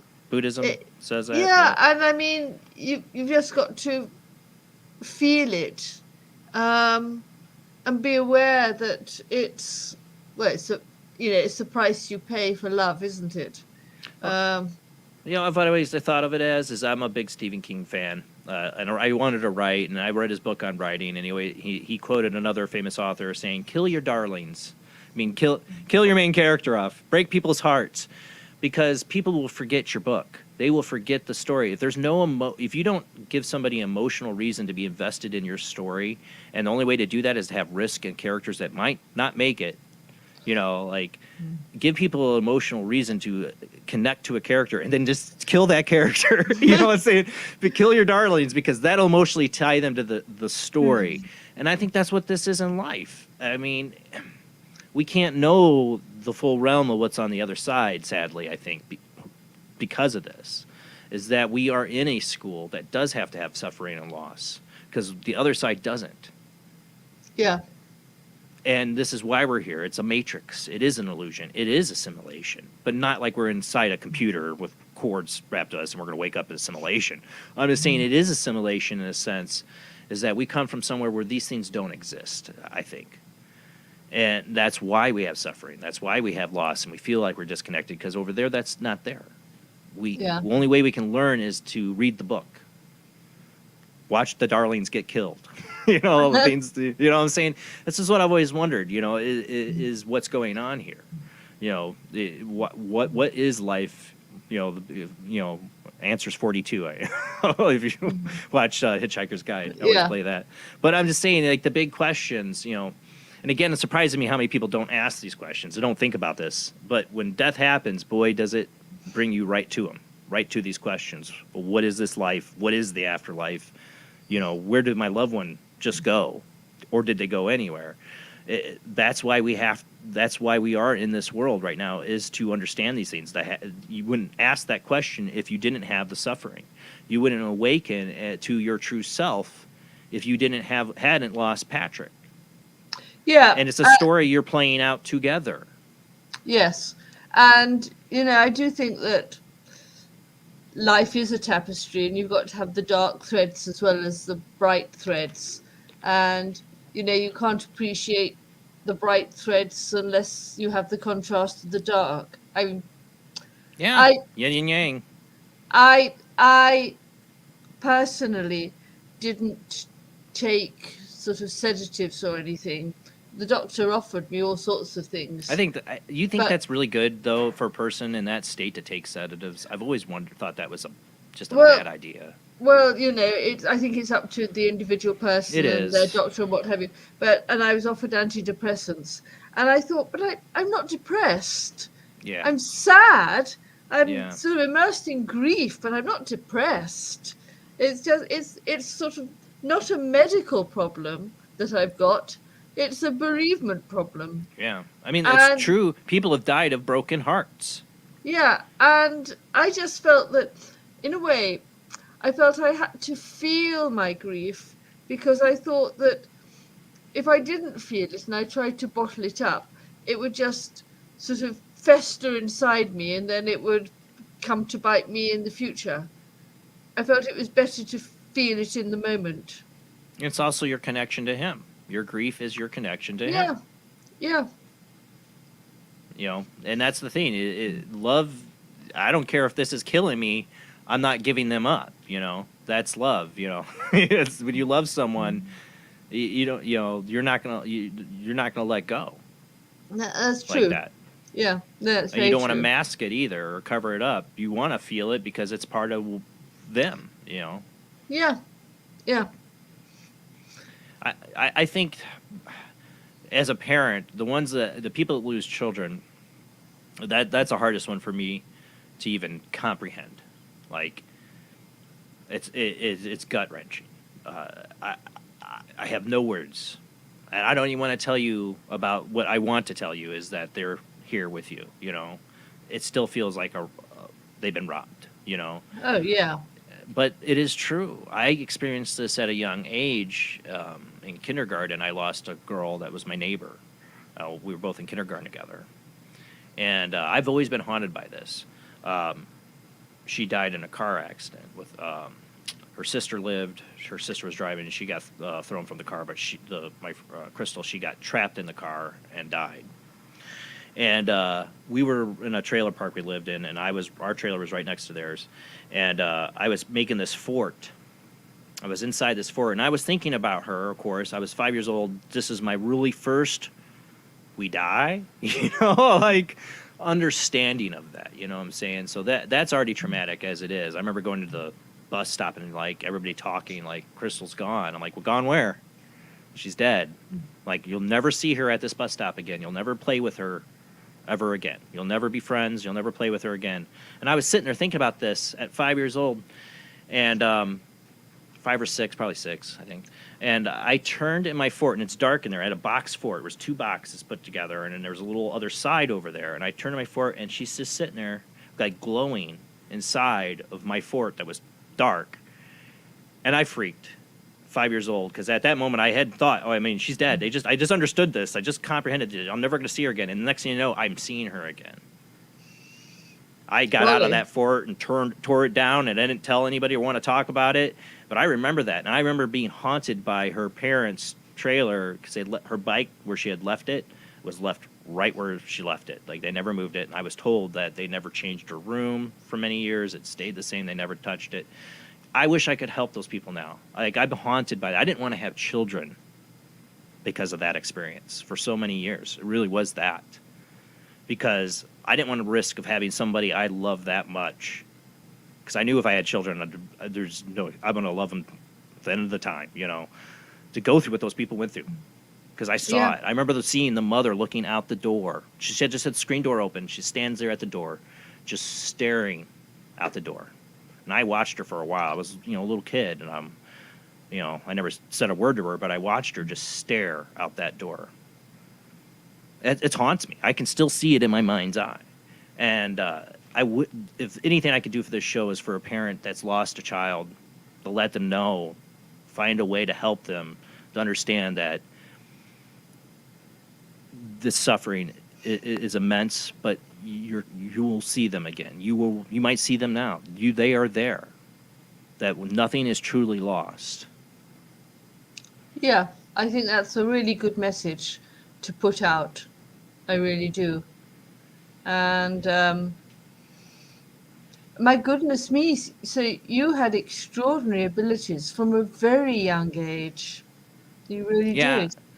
And I still have stuff, and see, I have weird stuff, but when I was little, I had a lot of weird stuff, I think kids are more open and perceptive to it. It's just the way our brains are wired at that age and developing, that we're able to see more and experience it. Because I also think we're fresh out of the veil from the other side that we just came from, just a few years out. So we still can connect to that side, I think, is part of it. Yeah. Then that makes sense to me. It really does. And it opened. I love it. I love that I've had these experiences. I always talk about the green floating head. Me and my cousin saw together. Is like, so I got the green background and everything. Is that it opened me up to the idea that anything's possible. That what these adults have been telling me, they don't know what they're talking about, because nobody told me there was green floating head screaming at me. Like this thing I just saw. It opened me up to ideas that there's a lot more to this world than what we're being told. What I'm being told by people. And that's how I grew up in my mom was probably agnostic when I was a little kid. She's a Buddhist now. My stepdad, is agnostic, I would say. A little more about science, not an atheist, no. But, he questions everything, is really into quantum physics. So I grew up in an open household, believe in what you want, go everything but probably Satanism. Don't do that. But, go out there and discover on your own. That's what I did, and I have done. And I am a spiritual person I don't believe in organized religions or churches. And I'm not downing them if you go to them or are a part of them. That I'm jealous sometimes people can have the faith that they do. Because I have questions, but I do have, over the years, developed this inner faith of the afterlife. I have it. There's no question on that. That's my spirituality. I believe we are eternal in some sense. We have been here before. We'll be here again probably. And the ones that we've lost are always with us, and we will see them again. Yeah. That's all I need. Well, do you know, that's the same as me now. And it's extraordinary, isn't it, to think that so many people don't go through life thinking about it, because it makes life so much richer if you're aware that there's this other dimension. Right? And so many more questions, and realize what an amazing experience it is that we're here right now. But Isn't it just? people care more about what the Kardashians are doing on Instagram or something. I want more people to wake up and really experience this life. But also, I want us to be able to relieve some of the suffering. Yeah. Undo. I'm not saying we could get to a point where we don't grieve. I'm not saying that. I'm not saying we can't grieve. But that grief isn't as painful, because we make a new connection with that person on the other side. I think we all have that ability. Yes, I think we do. And I mean, I don't know. I find it quite strange how some people just are born into the ability, like you, and it's just all very, very natural. I wouldn't say it's natural for me now. I mean, I have experiences, but they're uncontrolled and fleeting. Like my friend Katrina Cooper, she can do it. She can read you. If she was on with you, didn't know anything about you, I bet she would pick up Patrick for how strong he's come through to you. Katrina would know things that she would not have no knowledge of. I can't do that. Right.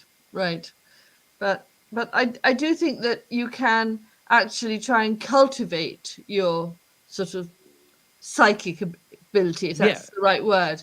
And I think with practice, you can actually become more sensitive to other people and to the afterlife and to spirit and all of that stuff that you can't see, is not tangible, but my God, it's real. What I think is probably the hardest, I have to think, for my medium friends, and from my experience, I've had experiences where I felt somebody else's loved one came to me with something, but I didn't know how to relate that to that person without them going, "You're crazy or weird, get away from me," And that's why I wish we had more open society, so we could easier pass along these messages when we get them from others. And I don't sometimes understand, why'd you pick me? I can't give them that message. I can't tell them that. I've had those experiences, and I find it very difficult. And I always applaud my medium friends that put themselves out there and, are not afraid to let it shine, basically. And they do what they do, and they do it amazingly. Yeah. It's an awkward moment when I got to admit, when you had your first psychic reading and they weren't connecting with you. It's an awkward, awkward feeling in the room, I'm sure, when they're not connecting with you. It's like, okay, well, thanks. Got nothing. Yeah, I know. But for people that are going through grief like you did, what is some of the things? I mean, besides meditation, but what do you have any advice for people how to maybe open themselves up to connect like you have with Patrick? Maybe to get these signs. Well, I mean, as well as meditation, I found it just very, very helpful to be out in nature. And I spent hours just sitting sort of in the countryside, surrounded by trees and grass and watching the birds and just being very still. Not a meditation, but just being still in nature. It is a meditation, though. It is you're living in the moment. Yeah, I guess so. But I found it much easier to be in that sort of environment rather than in the sort of the harsh noise and concrete of a city. Yeah. And I think that if you can get out into the countryside or somewhere, a park, somewhere where there are trees and there's other sort of natural energy, and if you can just sit there and just observe and be, I think that's really, really helpful as well. And I mean, the other thing that I found was sort of trying to live in the moment. And of course, lots and lots of people tell you that the way to conduct your life is to live in the moment, and it's jolly difficult. Right. But it was the way that I could survive, because I couldn't look backwards, because if I looked backwards and thought about what my life had been, it was too painful to remember. I couldn't look forwards because it was too painful to think of a life without Patrick. And so I just had to live in the moment. I just had to think to myself, okay, today's Tuesday and I'm going to sort of meet somebody for coffee. So I've just got to get through till it's time for coffee. And I don't need to think about anything but the next hour or so. And I just did that the whole time. I had another friend going through grief that kind of described it the same way. Like, I'm living day to day right now. Absolutely. And I also found that when people asked me, how are you? And I didn't know how to answer because I wasn't okay. But I knew perfectly well that they didn't want me to start saying, how... They're going, don't please say horrible. And I'm... I know how awful it was. And in the end, but I couldn't say fine. I knew they wanted me to say, oh, I'm fine, I'm okay, but I couldn't, because I felt that was disrespectful to Patrick, actually. It was false, it was untrue. And I didn't want to say that. And so I started saying, oh, well, I'm just living in the moment. Or I'm just taking it day by day.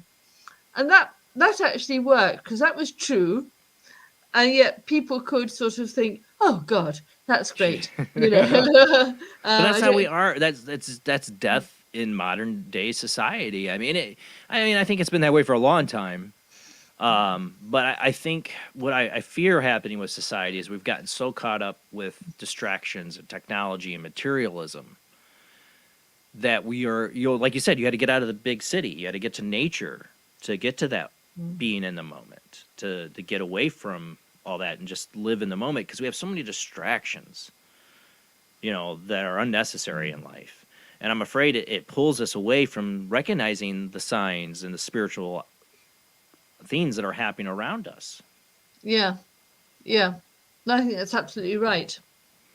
And I mean, I guess that everybody's experience of bereavement is going to be a bit different, but I wanted to find a book about other people's experience of bereavement when I was really deeply bereaved. And I found lots of books written by so-called experts who hadn't been bereaved themselves, but, said what it would be like to be bereaved. And I thought, I don't want that. I want to read about somebody's personal experience. Yeah. And I couldn't find that. And so that also is what my book is about, WhatsApps from Heaven.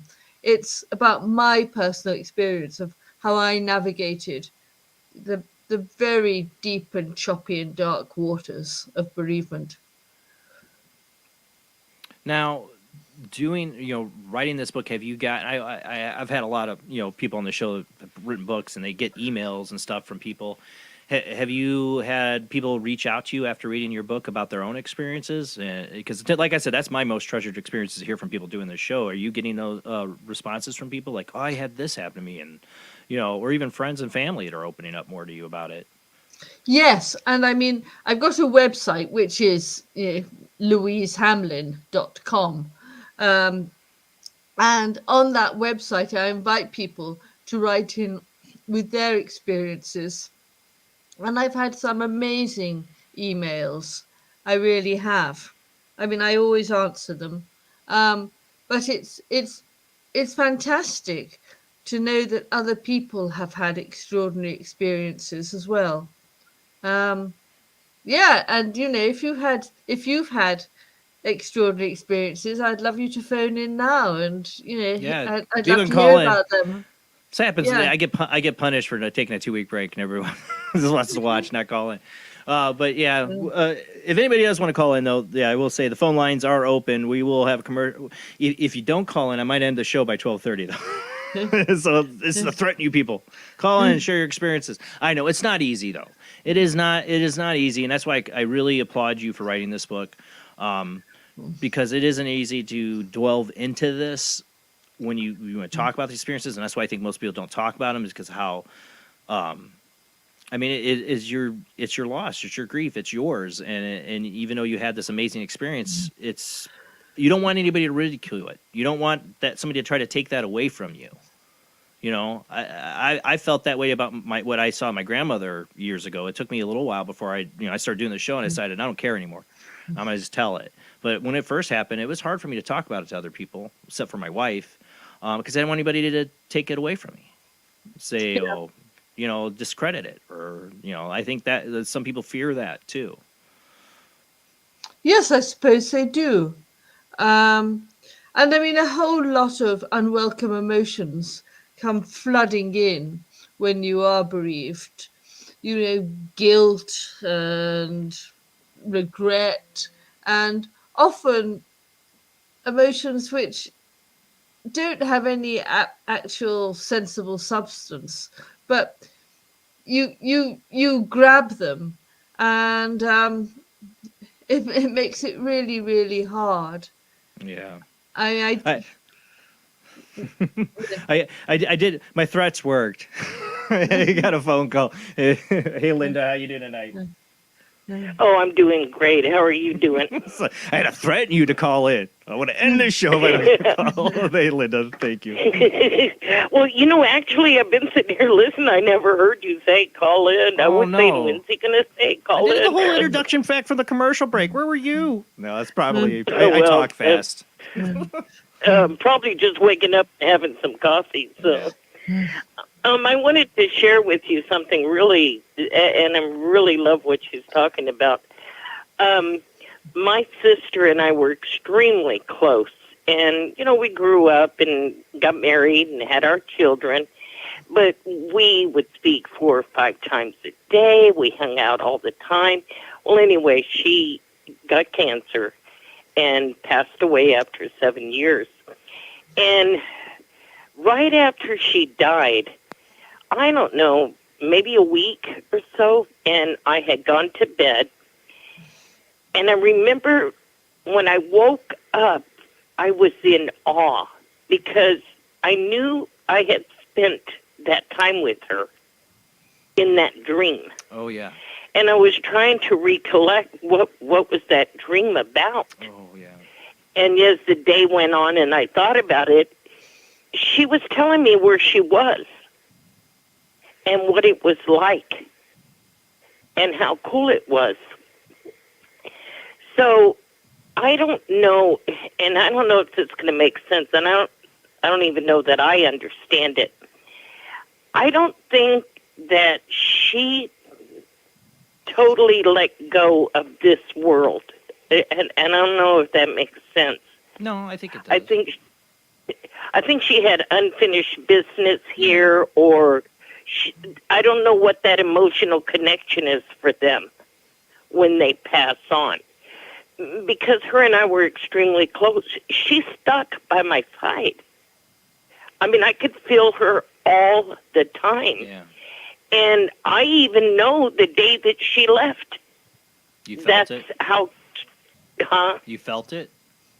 Yeah. That's how strong that connection was between her and I. And, I mean, I was constantly getting signs from her that she was around. And, of course, our human nature is to do a fact check, and I'd get a sign, and then I'd be like, okay, well, if this is really you, do this. You can almost see their eyes rolling at you, like, really? That wasn't enough. Yeah, right. Yeah, right. Isn't this enough for you? But so and even the day that she left, I mean, I just felt that emptiness come over me. That this is it. I'm gone. And I don't know how long it had been. I hadn't felt her. And one night, I was going to bed, and I said to her, I haven't felt you in so long. Where are you? And she said, I had to go because you needed to move on. And you were living for me.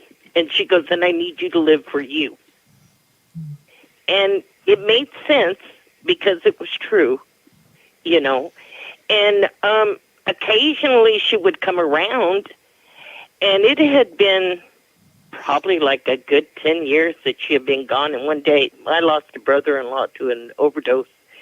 And I was in the car, and I was driving one morning, and I was praying for him, because always when somebody passes away, I get a feeling. Yeah. But with him, I got nothing. Not that he was okay, that, I just got an emptiness. And so one morning I was praying for him, and, and I said to all the loved ones that had passed away in my life, I said, if you're around him, make sure he's okay. And my sister said, he's okay. And I said, where have you been? And she goes, I'm right here. And I said, just kind of flippantly, I know you are. She goes, no, I'm right here. And it was like she was sitting in that passenger seat, and all that was between us was a thin curtain. And that if I moved that curtain, I would see her. And I just thought that it brought me, I can't tell you how much peace it brought me. And it was kind of a closure to move on. Yeah, that makes sense, Linda. Yeah, because I knew she was here. Yeah. And since my daughter's passed away, I don't get that. And I'm baffled. I know. Because, it was my child. I carried her for, 9 months. I raised this child.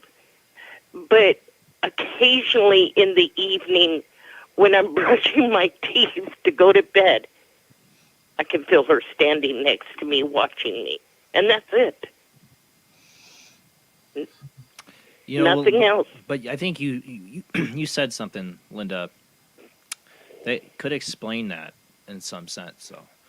Is the reason you don't have your daughter around so much is maybe it's to protect you, in a sense. You remember the movie What Dreams May Come? Yes. You remember Robin Williams his wife is still alive, and he's dead, and he's around her. And his guide, Cuba Gooding Jr., whoever it was, says she's going to keep grieving like this if you keep sticking around her. Your presence here, she feels you, but doesn't understand it. And it's making her grief worse. In so many words, is what he was trying to tell him. And I wonder sometimes that, like, for you, why is my daughter come through like this? Is that it's a different relationship.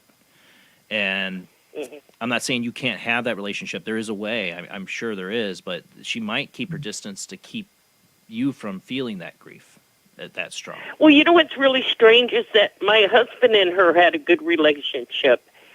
And that was her stepfather. She comes through to him all the time.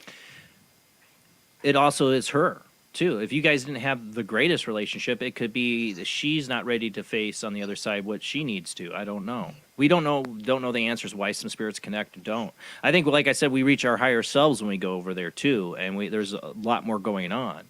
But like you said, you do feel her, though. She is around. I just think that... She's around, but it's quiet, not like my sister. My sister was mouthy. She was always talking. Yeah. It was, it was comforting. And that's the kind of grief that I guess I'm used to, or, that connection. But the only thing that I thought a couple of days ago, I was pondering this, why she doesn't come around. And it dawned on me, maybe it's because I let her go at some point.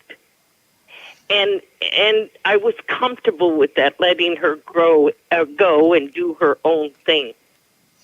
And so maybe that's it. Maybe it's just that peace in me that I had let her go. I mean, I miss her. I love her. I wish she was around. But, so anyway. Yeah, that's it. You want lots. I've had this from people that have lost loved ones. Like, why did they come through to me? Like they come through to somebody else. I sometimes I just think again, there's things we don't understand that factor in this, like even past lives and things and soul groups that some people have different connections. Your sister and you are obviously very connected, and that's why it's easy for her to come through to you. Your souls have probably lots of past lives together, or something like that, or some other reason or connection. Like with your daughters could be a different kind of relationship. I agree. I do agree. Well, it has been a beautiful show. I love hearing that, that we have that comfort in that they're there. We just can't see them. And that's good enough for me. I'm good with that I know that she's okay. And my sister's okay, and all of those that I've lost. Well, thank you, Linda. Thank you so much for calling in and sharing with us that tonight. Okay, you guys have a great evening. You too. Okay, bye. So what are your thoughts on her experience there? Well, I mean, amazing. And I don't understand why some people come through more strongly than others. I don't know. I just don't know. And I don't think it's something that you need be upset about if somebody whom you love doesn't come through, because there could be very good reasons why they're not. Maybe, I don't know. And it was interesting that Linda said she could feel her daughter, so maybe her daughter feels I don't need to send any signs because Mum feels me. And Linda's a believer. I mean, she knows of the Yeah. afterlife. She has her own abilities, what I'm saying? So that's part of it probably too. That is another factor to it. But I Yes. always thought of that, What Dreams May Come, when they had that scene, where he's being told Yes. you need to stay away from her. You're making it worse. Yes. Because she can feel you. She doesn't understand it, but she can feel you. And that's making the grief worse. And sometimes I wonder, and the fact that they have to move on, with their lives. Yes, I think that they've probably got things to do. I mean, so I gather from... And you do too. Yeah, absolutely. And I also think that, a lot of people, when they die, they do send signs to start with, but their loved ones who are still back on Earth don't necessarily pick up the signs. Recognize it. Yeah. Yeah, I mean, there's a lot of ways people send signs. My wife's, when her grandmother passed, they had this thing with my wife, when she was a little girl, would call cardinals red jays, and so her grandmother would always buy her different red jay, stuffed red jays or pictures of red jays, and of course there was a cardinal on the morning she passed away, right out there, sitting outside, right out our window. Right on the fence, just right. And we hadn't seen any cardinals in a while, and it just happened to be there. The first bird she sees when she looked out that window that morning, she's got tears in her face from getting the call, that her grandmother had passed. And I go, look, it's right out there. And some people are like, well, that's just coincidence, whatever. I don't. I always tell people, trust what your gut feels, because we both felt it right then. It was Mimi, that was her grandmother. It was like the perfect sign was the red jay, as my wife would call. This little girl is the cardinal. I think spirits have so many ways to communicate, so little just subtle signs to show us. And I know people need big signs, but if you start really opening your eyes, you realize sometimes it's in the subtle. Yeah, and certainly I have had lots of information from people about birds that they have seen, that they have recognized as signs from loved ones who have passed. Robins seem to be very often involved in that, but all sorts of different birds. And Isn't that lovely? I think it's awesome. It shows. I mean, it shows that whatever is happening on their side, there's this connection to the Matrix or the world, to animals that they are able to influence, or it makes you wonder what goes into it or how it happens. I mean, I don't know if you've seen the video. We do a news segment called the World Wide Web of Weird, and years ago, I had one of the articles we covered or videos we covered. It was a mother who lost a child. I think it was a child, yeah. But the bird, I think it was a kid. Was it the one with the kid? I can't remember. Jamie would remember. But the bird flies up to their hand, gets on their hand, and it was on the gravestone, and then it comes right to the mom's hand. I mean, what wild bird's going to do that? Yeah. She had no food. You know what I'm saying? There was, this scene was just talking to her, and it was the bird. I think the bird had really big significance too. It was a certain kind of bird. It's been years since I had it. So it's that right bird at the right time, flies on her hands. They're recording it, and she's crying. There's other family members there. It was this was all being orchestrated by the spirit. It was an incredible video. It was so much fun to have on the show and talk about that. Have this. Luckily, these people were recording it. This beautiful experience they had. And I know skeptics tear it down, but I think it's a true experience they had. We got to go to our last commercial break. If you can hang in there for another half hour. Hopefully you see, maybe get another phone call, but we'll go to the last commercial break and be back. All right, guys, when we come back, try to call in. Lines are down until we come back from the commercial break, but we'll be back in a few minutes.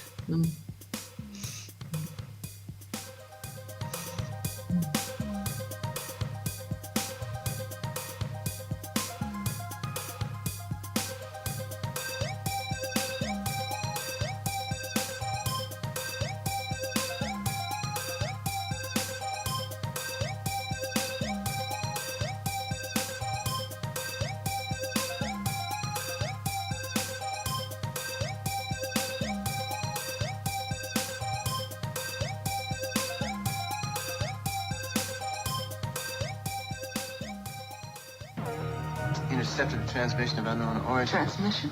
Out here? SOS. Human. Unknown. Alien. Certificate X. Exclusive engagement at the Odeon Leicester Square. Now. Any systematized transmission indicating a possible intelligent origin must be investigated. I don't want to hear all this. In space, no one can hear you scream.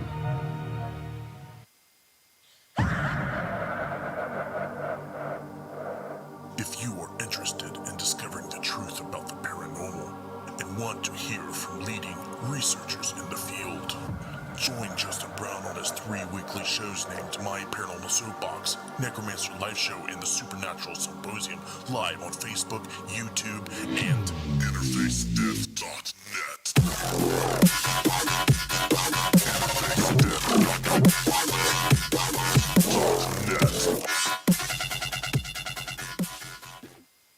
This is an APAC studio presentation.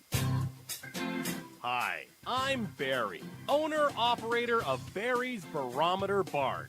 Lately, I bet you've been lying awake at night asking yourself, how many barometers do I really need? Well, at Barry's Barometer Barn, we think you need more than one. Otherwise, we're gonna go out of business. Remember, at Barry's Barometer Barn, we don't know the meaning of high-pressure sales. Come on, folks, buy another barometer. I'm trying to put my kids through college, I've got a family to support, and a secret mistress who isn't cheap. Visit Barry's Barometer Barn, 000 Storm Drive. Come on, folks, buy a barometer. I'm Barry's older brother, Larry, and every time one of you people walk past the store without coming in, Barry beats me.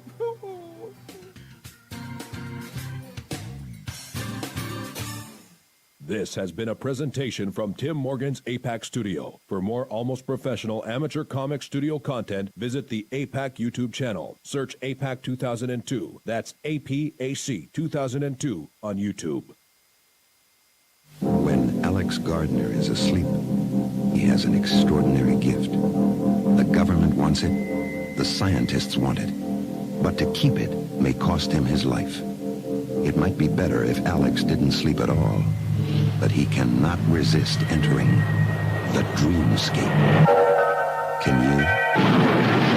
See Dreamscape in the West End and all over London now. Certificate 15. It takes an extraordinary adventurer to enter the Dreamscape. Are you intrigued by Paranormal Talk Radio? You'll love the new Paranormal Radio app from Talkstream Live. You'll find a great selection of talk shows covering UFOs, ghosts, strange phenomena, and much more. Download the Paranormal Radio app now and start listening to the very best in paranormal talk entertainment, including the network you're listening to right now, the Paranormal Radio app, free in Google Play and the iOS App Store. Join us every Wednesday night at midnight Eastern Standard Time for Weird Wednesday, the live stream, with your hosts Jamie, the Living Dead Girl, and Rob, the Phantom, where we'll talk about all things paranormal, including zodiac, astrology, tarot card and oracle card readings, live ghost boxing and spirit communication, where we'll do Voices from Beyond, the Cold Case Files. So we hope you join us live on Facebook and YouTube every Wednesday night at midnight Eastern Standard Time. We hope to see you there. Bye-bye.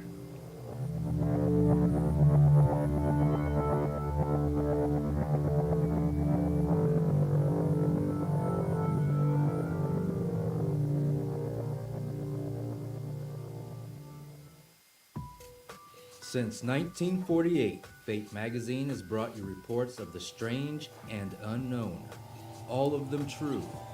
Fate Radio is carrying on that tradition, bringing you the unusual, macabre, strange, and bizarre. Join host Kat Hobson Sunday nights from 8 to 10 p.m. Eastern on WBHM Digital Broadcasting.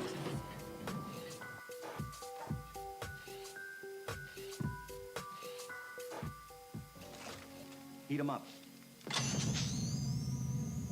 Do, re, Egon.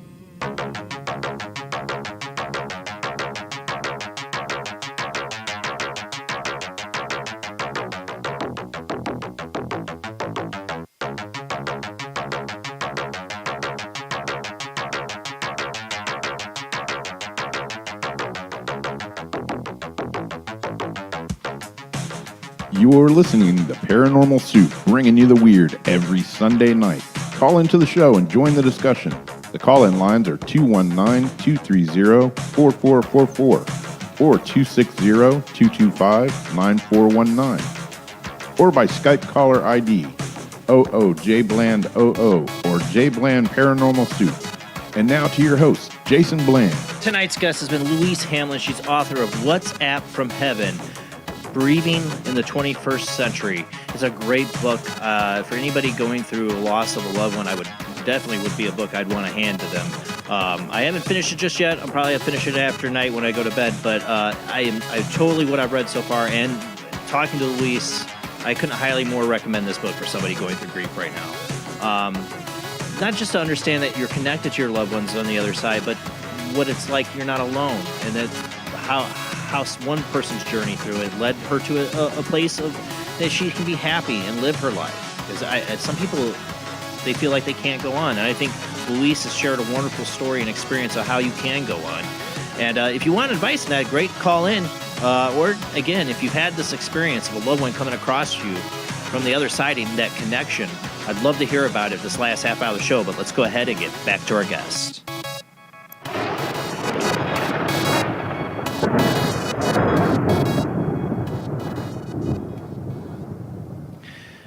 Thank you for hanging in there with me, Louise, the wee hours of the morning for you over there across the pond. So, do you still go and, have you tried going to a medium again recently? Or do you feel any need now to even do that, really, at this point? Funnily enough, Jason, I don't feel a need now. I did. It's nearly 4 years now since Patrick died. And I did see several mediums during the first 2 years. And then I sort of got to the point of thinking, actually, I'm okay with the fact that I know Patrick loves me. He sent me lots of messages of love through mediums, and the mediums had by then convinced me that they actually were able to connect with him so he could send these messages of love. And there suddenly it wasn't a need to go anymore. I mean, maybe in the future I will go again. I had one extraordinary experience with a medium. I don't think it's in the book, but I went to see a medium. It's probably after I'd written the book. Yeah. And I just wanted to chat to Patrick, really. And she said, "Oh, there's a woman here. She's a very sort of assertive, determined woman. Oh, she calls a spade a spade. She's got brown hair and she's very, very determined. And she's muscling her way in. And oh, she's your mother-in-law." So I said, "No, my mother-in-law." I'd been very fond of my mother-in-law, and she'd had blonde hair, and she'd been very gentle. And anyway, the medium and I, we had a bit of a standoff because the medium kept on sort of describing this woman as being very feisty, liking to get her own way, being quite capricious. And I kept on saying, "No, that's not my mother-in-law. That's not my mother-in-law." And the medium kept on saying, "It is, it is." And in the end, the medium said, "Well, look, we're just going to have to park this and we'll move on." And then I suddenly thought, oh, maybe it was Patrick's mother. Oh, so you thought it was your I was first thinking, husband. I was thinking it was my Oh. first husband's mother, Oh, okay, that makes sense. whom I'd known as my mother-in-law, and I'd been But very you never knew fond of her. Patrick's mom. No, I'd never met Patrick's mother. She Ah, died. okay. She had So died. your mind went right away to the one you knew. Right? I get Yeah. that. Okay. Yeah, and I mean, Patrick's mother had died long before I met Patrick. And it hadn't occurred to me that somebody whom I'd never met in this life would want to come and communicate. But she did. And she then sent a message which made sense.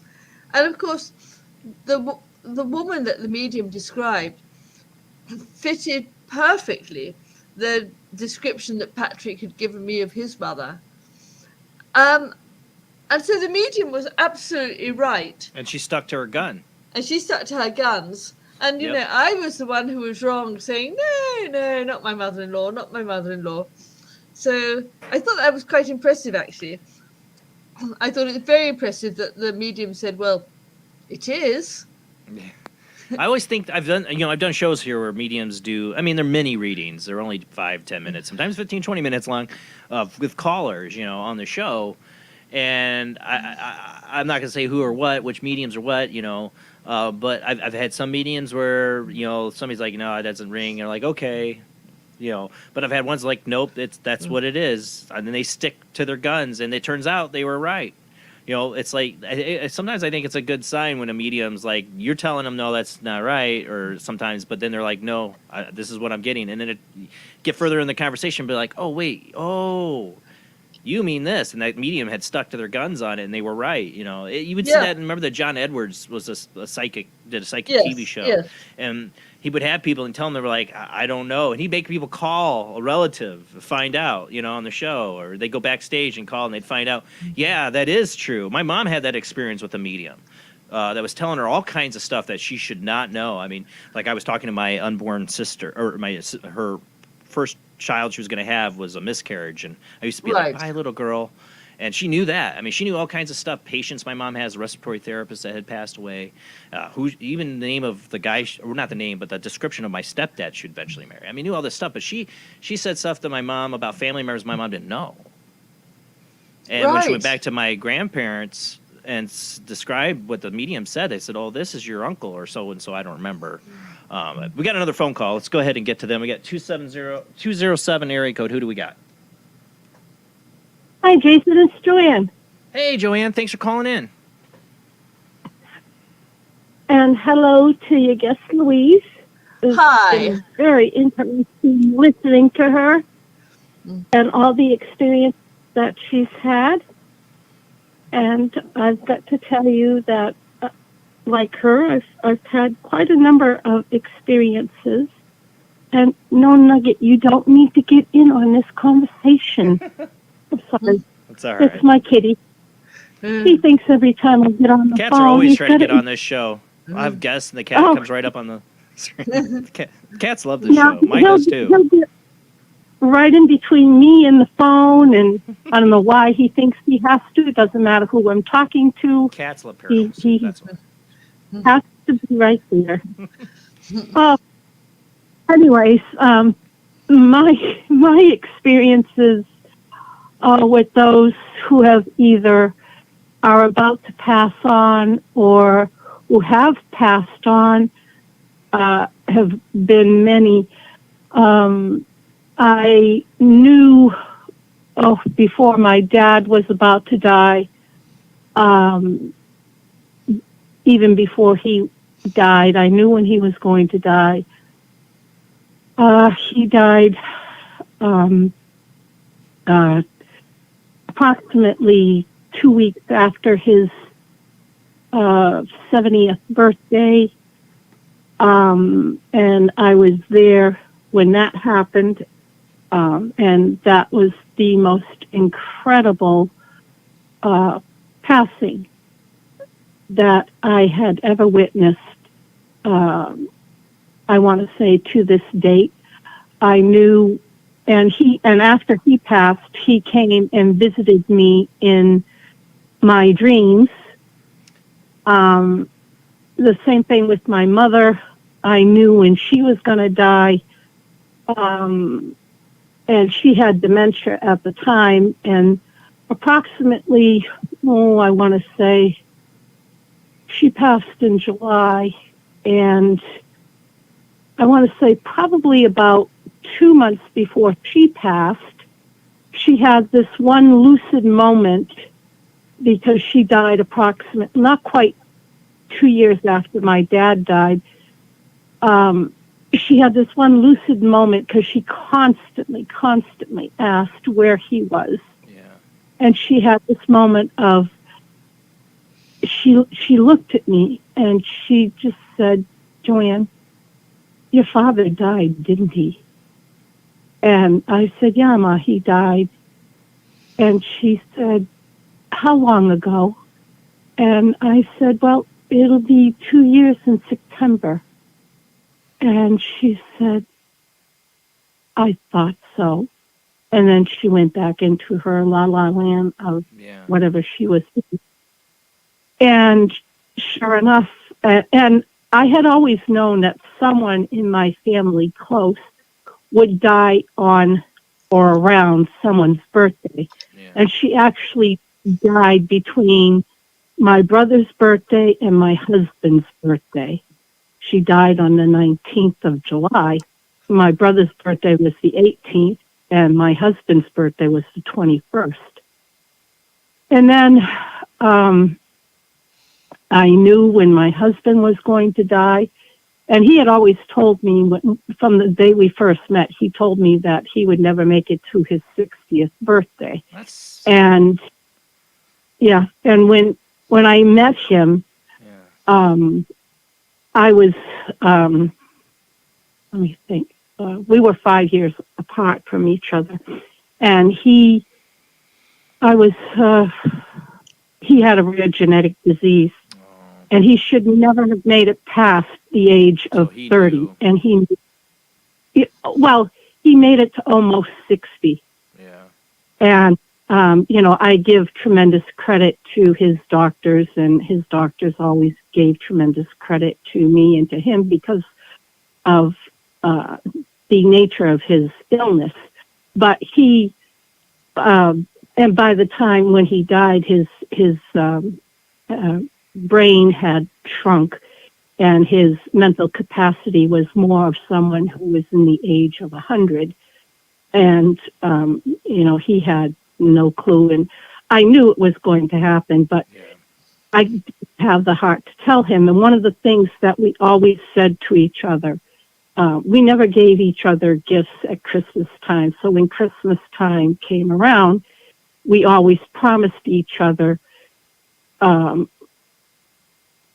that we would be alive when it came to Christmas. That was our Christmas gift to each other. And that Christmas, he was in the hospital. And I did not make that promise to him that year because I knew he wasn't going to make it to the following Christmas. And I didn't ask him to make that promise to me that Christmas.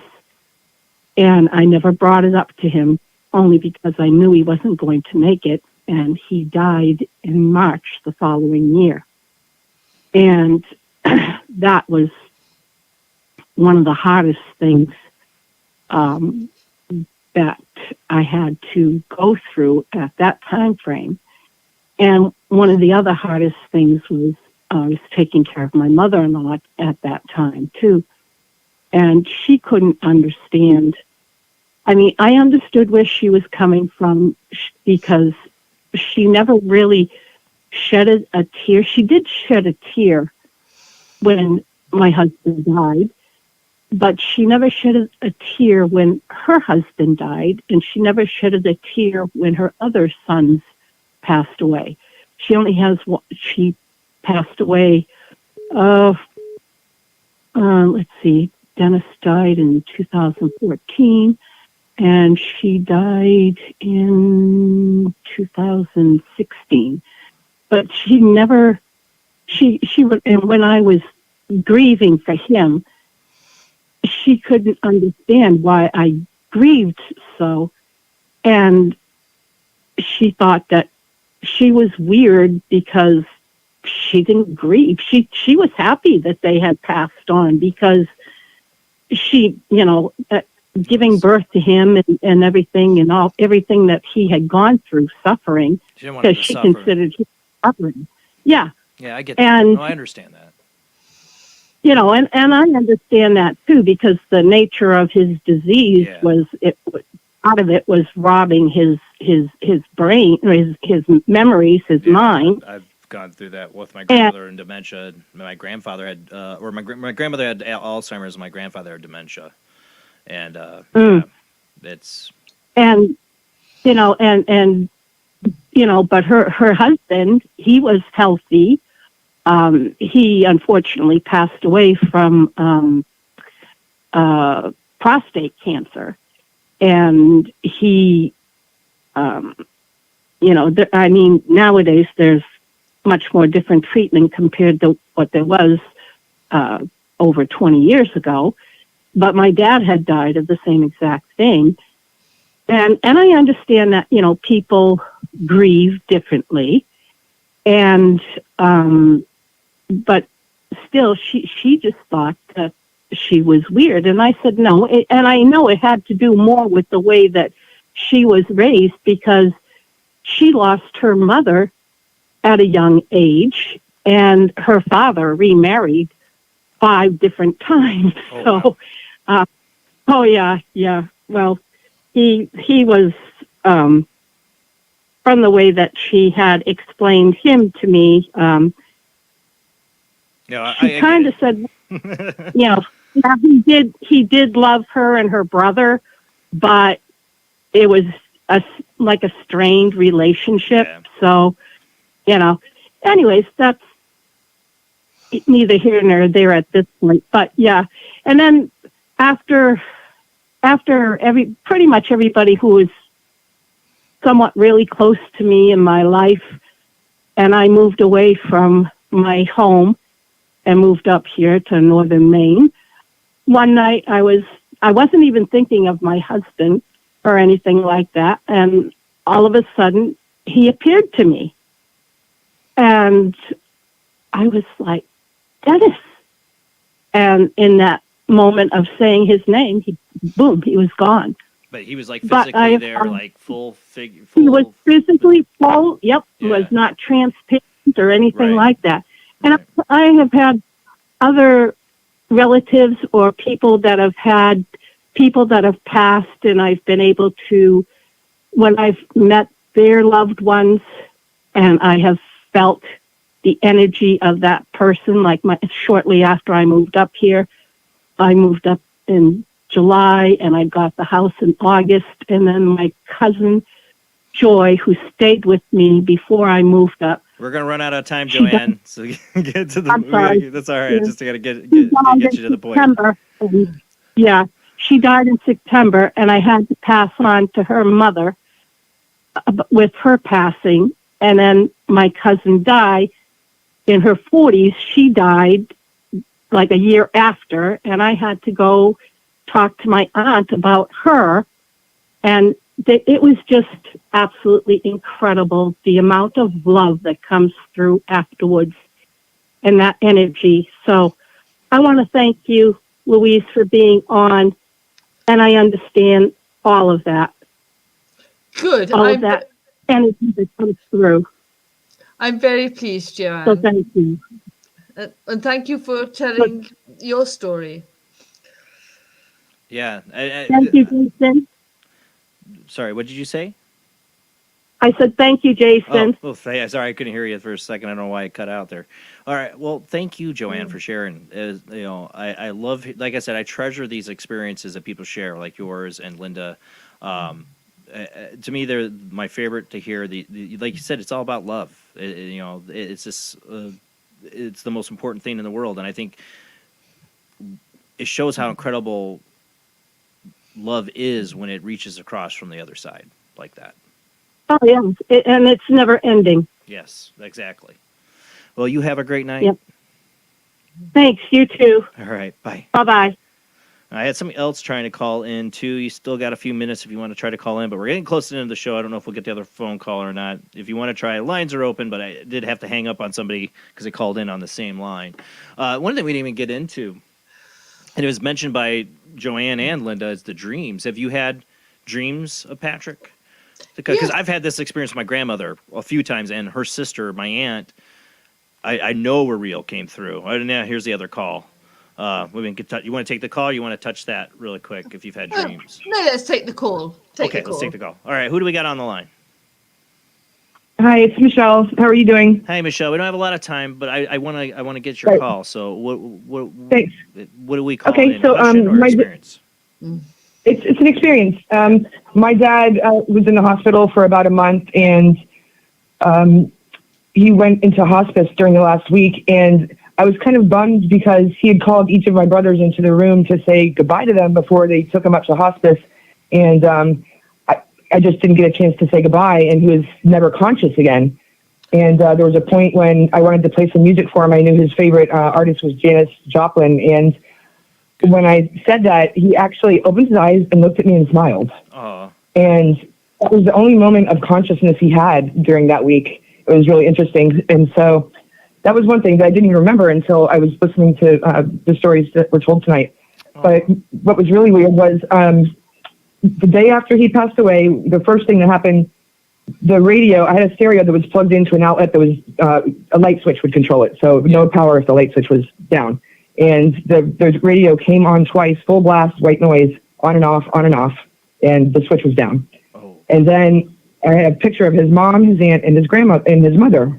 And, his mom, his aunt, and his grandmother. 3 white orbs came out of that picture, very faint orbs. Yeah. They circled around each other and went into my ceiling. And then shortly after, within a few minutes, a blue orb came out of his picture. And these are all visible to the naked eye. I videoed that blue orb going on. But you could see it with your eyes. Absolutely. For 12 minutes, it was flying around my apartment. And I have pictures that I've shared with that. And it was really weird. I mean, amazing, honestly. Amazing, yes. But all of those, amazing. It was really amazing. Yes. And that was the main thing. I think maybe he was saying goodbye since he didn't get the chance to, in the hospital. that was my story. No, well, that's a great. I'm sorry I made you tell it fast because it sounds like this is an incredible experience you had. I don't want to interrupt our guest. Did you have a comment on what her experience there? Well, I mean, Patrick sent orbs as well. Really? And yeah, and they were videoed. It's extraordinary, isn't it? Just quite extraordinary and fabulous. Yeah, I Thanks. People were like, "Are you sure that's not are you sure it wasn't just a whatever on the lens or something?" I'm like, "Oh no, this is unmistakable." Yeah. Absolutely, unmistakably. It was so bright, and You're seeing with your eyes. That's a whole other. I'm a paranormal investigator. I do understand people get orbs that are just dust in the air, but you're seeing it with your eyes, which I've seen it, and I've had other investigators see these orbs in an investigation, not with a camera, but with their eyes. That's real. It's not dust. Okay, you got real spirit. I mean, I honestly think spirit takes the shape of an orb most of the time. Like there's something to us that's spherical or something. I've always been fascinated by people seeing balls of light in that. I always think it has something to do with our natural state. Sorry, that's a whole other conversation. Yeah, we're energy. That's what we are. I mean, that's what I picture inside of me is a center of light that emanates from within. And if I'm looking for your email address, I'll send them to you. Not that you have to look at it tonight or anything, but For my check it email, out. you want Cool. my email or Luis's? Both. I'll take them both. I'll send them to both of you. Louise, go ahead and give out the way that she can contact you. Well, yeah. Well, if you go onto my website, which is louisehamlin.com, and Hamlin. Okay. Yep, I wrote that down. Yeah. Then you'll see that you can just email me through the website, and I would love to hear from you. I'd love to hear from you. So please do. Yeah, I'd like to Thank you. I appreciate that. see this too. So mine, and this goes for everybody. If you want to contact me, Facebook Messenger is not the place, except for Patrick. I'll check again if Patrick's done anything. I had it open to see, but the way to get a hold of me is Paranormal Soup, the letter J, and my last name Bland. Paranormal Soup jbland@gmail.com. Okay, we'll do that. And thanks for giving me an opportunity to share. Thank you so much for calling in and sharing. It really does mean a lot to me every time somebody does. So thank you so much. Awesome. All right, take care, y'all. Bye-bye. Have a good night. See, I love it. That's the reason when I first started the show 7 years, almost 8 ago. I did it. I was like, I have to have some kind of way for people to call in, not just chat rooms. And I love my chat rooms. Hey guys, I see you there. I always have Jamie trying to help me get posts up here. I have guys in the chat rooms. Orbs filled the room just seconds before my mother passed away. I remember that, Royal. But I do love hearing people calling in and talking and telling these experiences. To me, like I said, it's a true honor to get to hear them because so many people don't tell or talk about it. Yeah, absolutely. And I mean, the orbs that Patrick sent were extraordinary and amazing and couldn't be mistaken for anything else. They were orbs. Fabulous. Yeah, and I think when people are getting these connections with spirits, and I've seen this phenomenon of they start to see physical things like orbs happen because I don't know, we're giving them by our attention, like the quantum effect or something, more ability to present themselves in this world, and the more we kind of feed it, gives them more of an ability to maybe start to see their spirit in its true form when we're making that connection. Yeah, I guess that's right. And dreams, because we're going to talk about. We've got a couple minutes because I've had the experience. My grandmother and my aunt came through me so powerful once in dream. I could feel their hugs around me. I woke up crying, but I knew they had come to me. Patrick, you said he did come to you through dreams too. Yes, I've had, not very frequently, but I have had 2 or 3 very, very vivid dreams when he came. And in fact, the awful thing about it is, in the dreams he was with me and I was so happy. And then I woke up and for a moment or two, I still had that lovely feeling of elation and happiness. And then I suddenly realized it's like gone. It's gone, yeah. And that was like falling off a precipice, really. Maybe that's why you don't have him as often. He doesn't want to make you feel that way. He obviously would feel how you felt after waking up and be like, ooh, let's not do that. You know, Yeah. make you feel that way. I think that's right, because in the dreams it was just bliss. You know, he Yeah. was there and we were together and it was bliss. Yeah. I have to imagine that there has to be some of the reason behind why people, like, I think they have the dream to have that moment with you, but they know they can't keep doing it. Because Yeah. they do it to you. It's like giving you bliss every night and taking it away every morning you wake up. You're never going to want to wake Yeah. up. No, absolutely. Yeah. They got to be Yeah. careful with how they do it, I think. Yeah. You know, this is I my think- grandmother. I miss my grandmother every day. I miss my aunt, too. And that moment, I had that dream where they both just, there was no words, you know, Yeah. nobody talked in the dream, but just them putting their arms around me and hugging me and both of them putting their heads on my shoulder. Just feeling that was, I woke up just happy that I got to feel that again. Yeah. You know, real or not, I don't care what anybody says. To me, I felt it. It was getting to smell and feel both of them again. Just that warmth of Well, their hugs. Yeah. Well, And they you had the know, best hugs.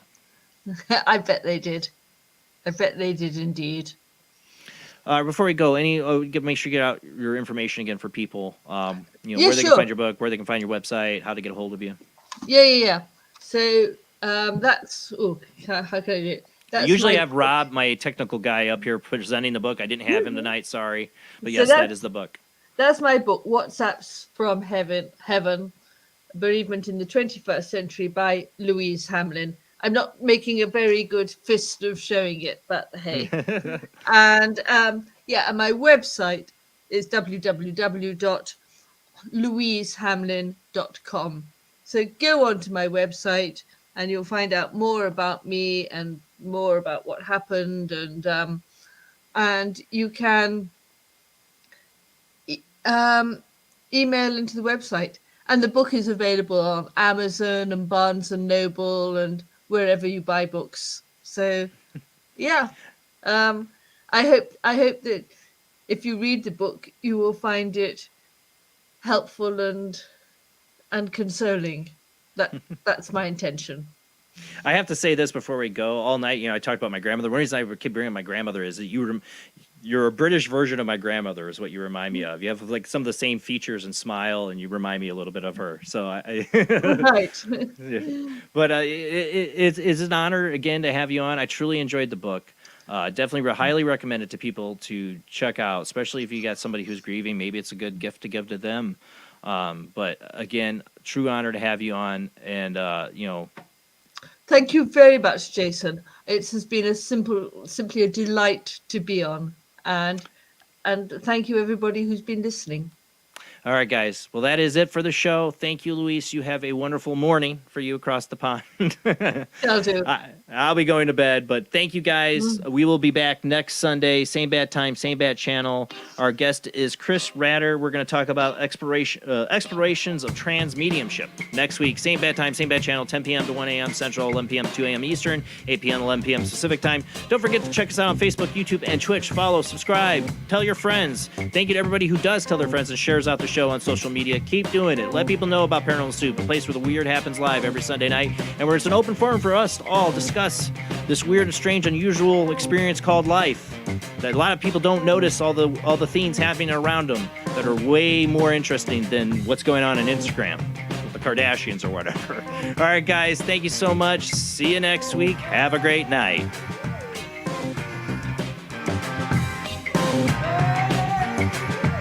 Thank you.